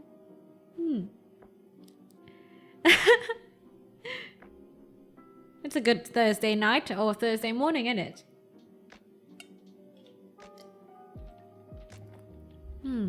Damn, whiskey is good. Please don't look up. Don't look that up. Don't look that up, Mythos. Seriously, I'm warning you. Just writing whatever I hear every time I hear the bird channel name. Or whenever I say it. Yeah, nah. I'm really horrible with German. Despite having had an ex who spoke fluent German, it did not help. All I know is moin moin. That's all I know. I'm just writing whatever I hear. Oh, wait. I'm ancient enough to know what that is. Ah, I see. Sorry if it's rude, but Noira face reveal when? Never! I think I'm gonna keep the immersion, right? I have done partial face reveals, to be fair. Not even partial, but like I have done it. And I've ended up deleting them because I think it's probably better for you guys to just see me as a sea fox. It's surprising how much German and English are similar. The pronunciation is so different though. Really love... What's Space Orcs? But yeah, I have actually done IRL pictures and stuff like that when I was earlier into VTubing. But nowadays, not so much. Nah. I think I'd like to keep the immersion. It's easier for all sides, and it's coming from a place where I'd appreciate it if the VTubers I watch also stay 2D. It's like, you know, when you see a guy like Kakashi with a mask on, you kind of want the mask to stay on. Oh god, my friend told me that Kakashi actually canonically opened his mask and there's a reveal of it. And I saw it, and good gods, I was disappointed. You know what I mean? It's that same sort of thought logic, where if someone is introduced and looks hot with a mask on, then you'd want the mask to stay on. So thus, if you see a VTuber as a hot 2D person, for me at least, I'd want them to stay as that hot 2D person. Kakashi was an Ikemen, he's more hot. He's hotter with the mask on. You cannot convince me otherwise. He's hot, sure, but not as hot with the mask on. Not as hot as him with a mask on, unfortunately. You know, I know it sounds like kind of shallow when I say these sort of things. Like, you know, I'd like VTubers to stay looking as VTubers, but honestly, it's just a matter of preference. I like my 2D people and fictional people staying fictional. So when I do meet my VTuber friends, I do separate between what's their fictional self, aka their VTuber persona, versus who they are IRL. It's not that like I deny the fact that they're real. No, I just keep them as two separate entities. So I could be all buddy with this person in real life, but then like I could still be simping over them in 2D. Yeah, the mask stays, dude. I love the filler episode in OG Naruto where Kakashi took the mask off, and behind there, no, that's an actual reveal of Kakashi without a mask. Go look it up right now. Benefit to conceal IRL identity from stalker. Indeed. Separating art from the artist is important sometimes. Hi there, Luna. She likes Spider-Man, not Peter Parker, except Andrew Garfield. God, Andrew Garfield hit different, man. The only Peter Parker I like is Andrew Garfield. Andrew Garfield is... Yeah, I'd say he was the best Spider-Man. Mask behind mask sounds like some meme shit. Super interesting way to think about it. Must have loved the 2020 face mask era. There wasn't a face mask. Oh, you mean COVID days? Oh yeah. Oh, the amount of stories of people getting catfished during those days is crazy. What for you started into VTubing? Lit, you're autocorrect. You mean what got me started into VTubing, is it? I think it's the fact that I very much wanted to get back into content creation, you know, streaming and all. But I did not want it to involve I did not want people to be there because of how I looked IRL. Because I do think that, okay, I've told you guys that I used to IRL stream for like quite a long while, and I was kind of uncomfortable with people quote unquote crushing on me. I hope that doesn't sound like a flex, but you know what I mean. Like, it gets kind of, look, you see a girl streaming, you happen to like how she looks, so you keep watching. That's the logic, right? I was uncomfortable with that. Not because like people were creeps or anything. Nah, well, sometimes, but not most of the times. It's more so like I wanted people to watch me for like I mentioned earlier, the conversations we have, the content, and everything like that. And that's why I wanted to VTuber, because at least if you take interest in me, you take interest in my model and not my real self. There was like I don't know. There's something more comfortable about that. It feels like there's a barrier between that and my real self, because I only get comfortable when it gets a bit too parasocial for how I look IRL. It's totally okay if you guys like 2D me. I don't care. That's why I don't really mind for like NSFW, R34, stuff like that.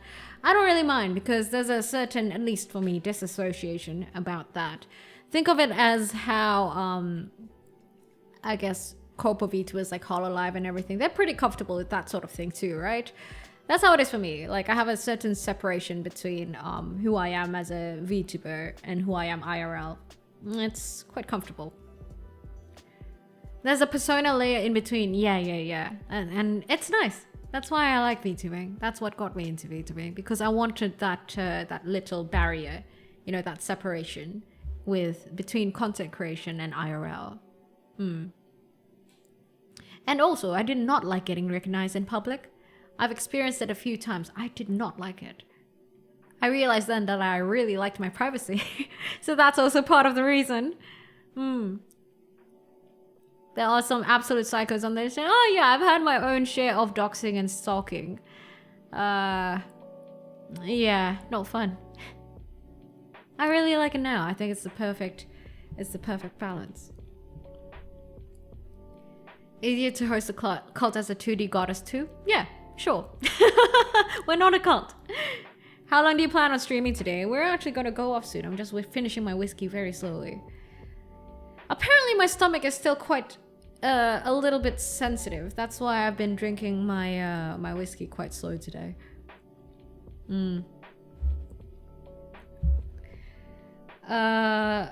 Yeah, you know, it's very weird to kind of walk around and just do your daily things. Like I've mentioned before, I don't know if you guys remember, but like I could be going to the gym and someone recognizes me, and it's very weird. Because, you know, you think that, oh, it's your private me time, and then someone recognizes you, and then you gotta be like, oh, shit. Yeah. Have you had food? I have. Not much though, but I have. How do you have your whiskey? On the rocks. Yeah, so VTubing is really nice in that sort of way. However, I am not opposed to the idea of like appearing physically if I have to with a face mask on, but it's not ideal. I'll do it if I have to, but if not, I'd avoid it. It's nice to stay 2D, you know? And don't you guys like your women fictional anyway? Just like how I like my men fictional? Is that not why you like watching VTubers? Have a good one, 8, and thanks for dropping by. Hopefully you have a good day at work. Itterashai! What food pairs with whiskey, if any? What food pairs with whiskey? I'd rather have whiskey not with food, I think. You know, I watch you every day you stream, so I must know you close enough to consider you a friend. Oh, yeah, it's awkward. And the amount of people, oh no, even as VTuber, the amount of people you have hitting on you is kind of. But I am glad though. I am glad that I think I've had some moments, sure, of people hitting on me as a VTuber. I don't know why people think that's a wise idea. Hitting on a fictional woman, like, what do you think is gonna happen? But the Deep Blue has become a place, like, at me as a VTuber, at least my experience, it has been preem. Meaning, I think, at least, I like it that not... people don't watch me for parasocial reasons, in a sense. And thus, I don't really have people trying to hit on me as much as other VTubers mayhaps might. And I feel blessed for that. Like, hashtag blessed. That's a hashtag blessed moment for me. It's a huge difference. It's a huge difference. Isn't that too much for an empty stomach? No. I already ate. I already had dinner. I had like a little sandwich for dinner, and I'm happy. I'm not happy, sorry. I think that's enough to drink alcohol on. And I drank a lot of water as well, so it's all good. Whiskey goes well with more whiskey? Yeah, and a little bit more ice. Oh man, there was like... And no, you know what? Maybe I shouldn't tell. But there have been moments at the Deep Blue where people tried hitting on me.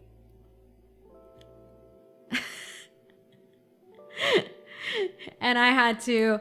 If they didn't listen, I just had to shoot them down even harder. Thankfully, I have lived long enough to have these sort of experiences to know how to handle these sort of situations. So I am actually one of those VTubers I would like to think that handles these sort of things well. And I draw my boundaries pretty clearly. So thus, I am able to handle these things quite well. But yes, I have experience at least in that. How many times did Noira hit on other VTubers? I don't hit on other VTubers. I just compliment them and simp over them. I don't hit on them.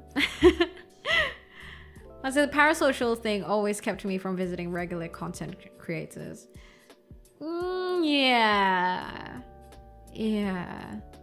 Cause like for me, there's a big difference between like simping and being parasocial. Like for me, simping is a one-way street. Like I simp, don't reciprocate to it, that shit. Because when you reciprocate, it becomes flirting. I'm good with simping. I don't want to flirt. I just want to simp. Okay? So when I see a VTuber that I think is fucking cool, yeah, I would like simp like crazy and I would compliment them. But like it starts feeling weird when they start saying shit back and I'd be like, okay, can we like keep this as a one-way street? You know?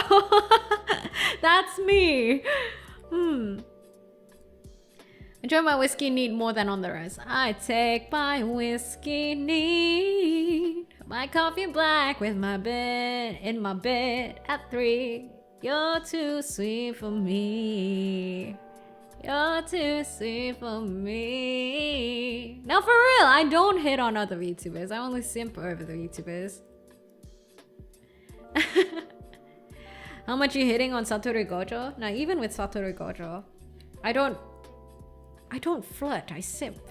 I flirt with intent. But other than that, I simp. And I think most people, all the guys, even IRL, can tell the difference. How would I put it? The thing is, like, when I say I'm interested in fictional men, like Satoru Gojo and everything like that, even if I'm able to take them to bed, I would not. You get what I mean? I wouldn't bang them. I just want to look at them. I don't want to touch them. Unfortunately, that's how I am. I have gone through my phases and I have lived long enough to kind of just outgrow those sort of wants, I guess. NL Joshua, thank you for the follow. Welcome to the Deep Blue.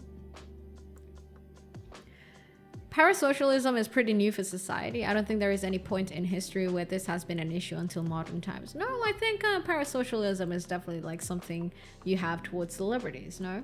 Sure, it's a little bit more complex nowadays with streamers, but parasocialism is a tale as old as time. I'm pretty sure that since way back when, people idolized other people, where they have this sense of reverence and limerence for a person that is mostly fictional fantasies in their heads, but they don't realize that. And that is parasocialism, no?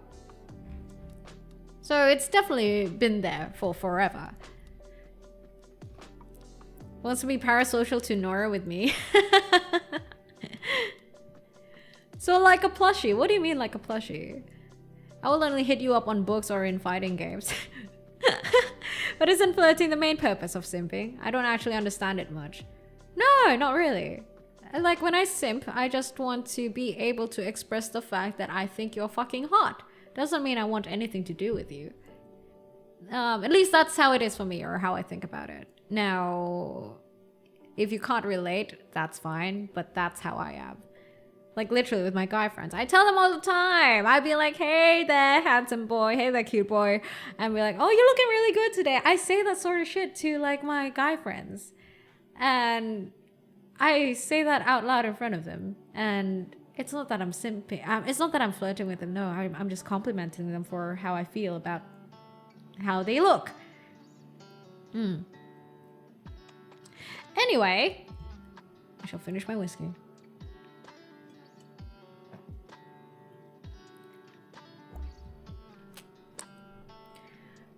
Parasocialism is reciprocal. When there's an expectation that there's a response. Flirting is like romantic, while simping is like admiration. Honestly, I don't even know if that's like the right definition of it, because that's what I think is the definition of it. Like, I like it being a one-way thing. Now, the thing with Love and Deep... Oh my god. You guys have never seen me play Love and Deep Space, eh? Look, I can take a lot of dating games. One game that I cannot take is Love and Deep Space, despite it being the most popular game right now.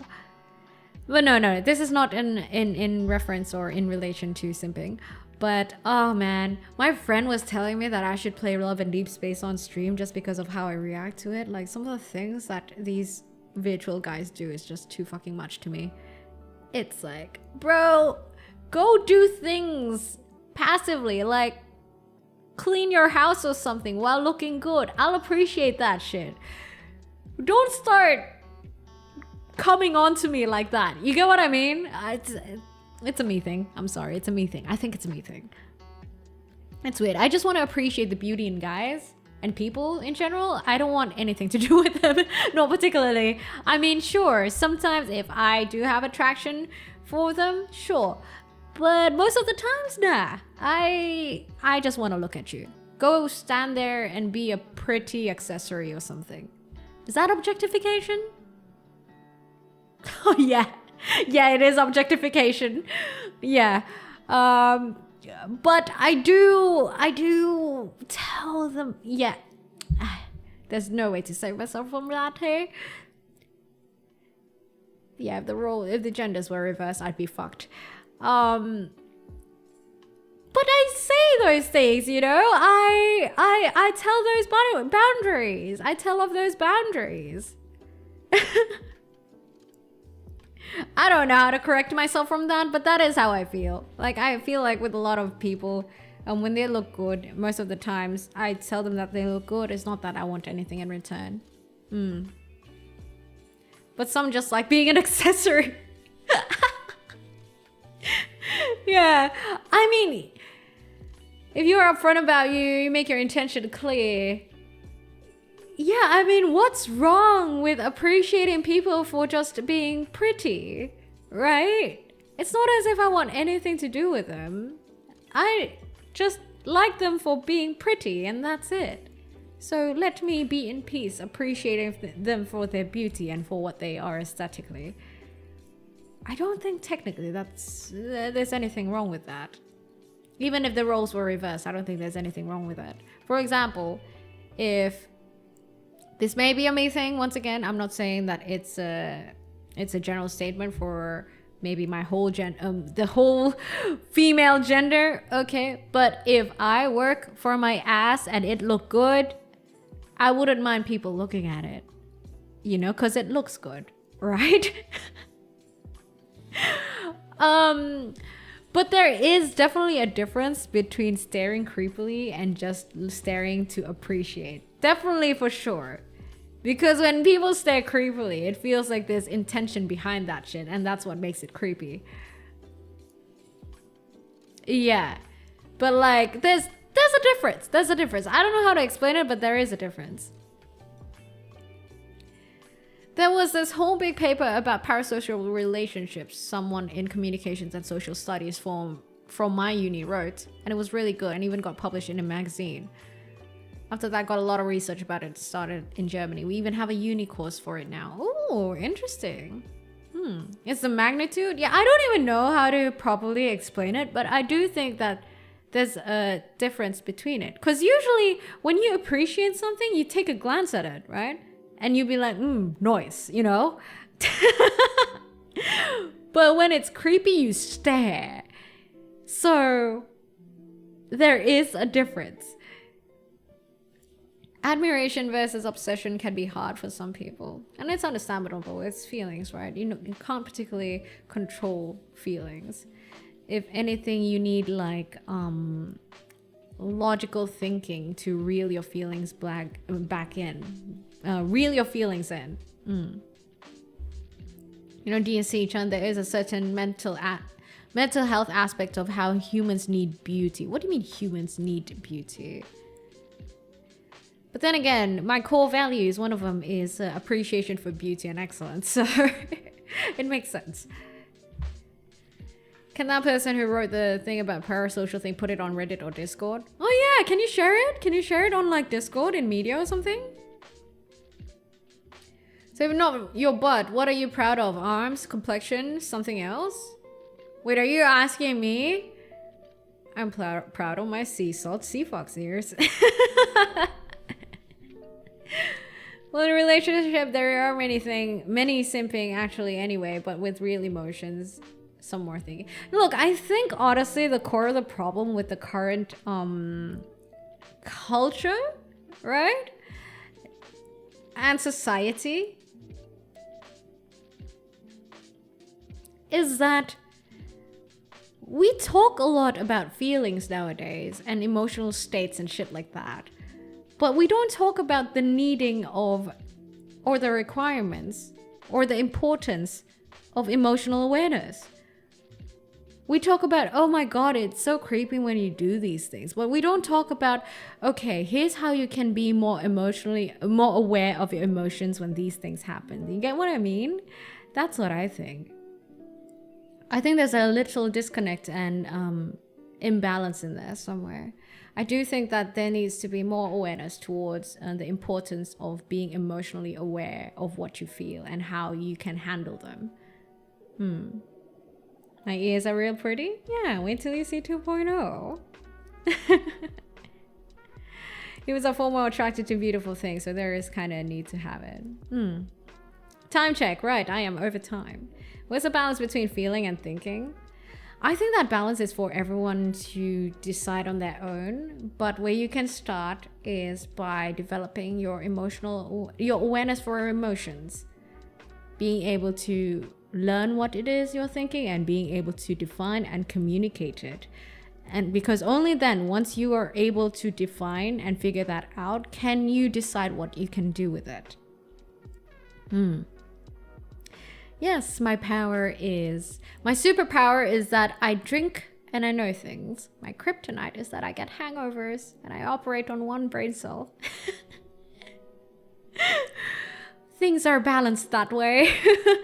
Imagine if I did not get any hangovers. Imagine the power that I would have. All right, I gotta go, guys. We've ought to call it. I am overtime. I am over time. Anyway, guys, thank you for dropping by the Deep Blue. Hopefully you enjoyed your time here today. It was quite fun talks, and we're over time by quite a tad bit. We've had many conversations from the fuck did we talk about for the first hour? I don't even remember. But we did talk a lot about waifus and husbandos. And then later on a little bit more about starting a book club. And just life and parasocialism, right? So a lot of stuff. We ranged from a bunch of topics, hey? You're always my favorite part of my mornings. Thanks for the stream. Oh, you guys, tidings are always the sweetest. Thank you, guys.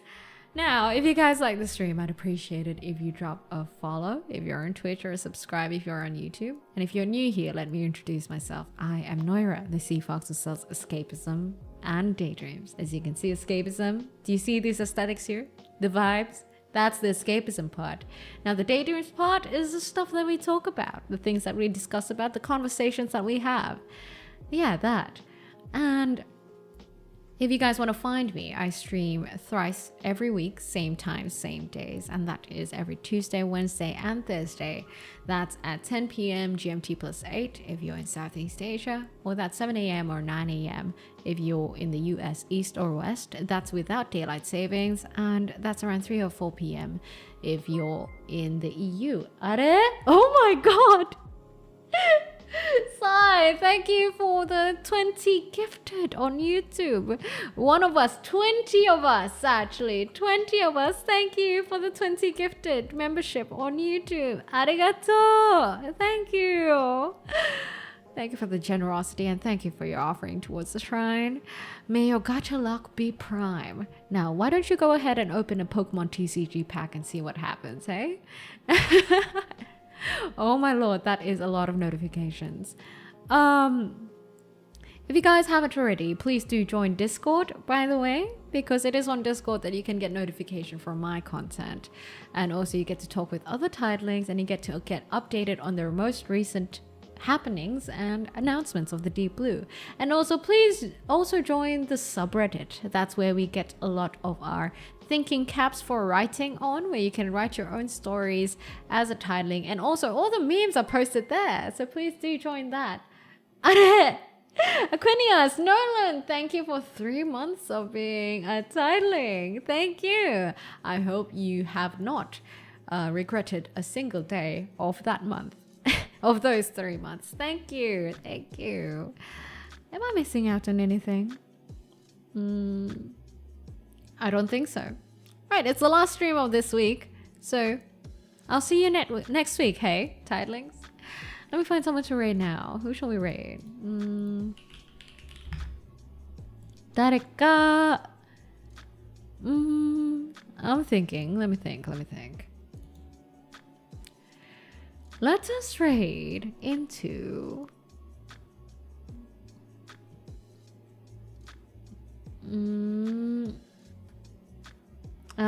Lulu is playing me side. Let's raid into Lulu. Chattomateo. Yes, let us raid. Raid into Kuramiya Lucian. Thanks, titlings. Hopefully you guys enjoyed your time, and I know some of you guys have already gone to work. But hey, at least for the time that you were here before you went to work, hopefully you enjoyed it. And for you guys who have been lurking, I do appreciate the lurk. And I hope that the conversations have been interesting enough to the point that you may consider this Deep Blue stream as a podcast. And you know what? I'm happy if you do. Alright, have a good one, everyone, and I'll see you guys next week. But hey, if you miss me, don't forget that you can find me on YouTube as well, and on Discord, and on Reddit. There are many ways to roam. See ya! Have a good one. Sayonara. Bye.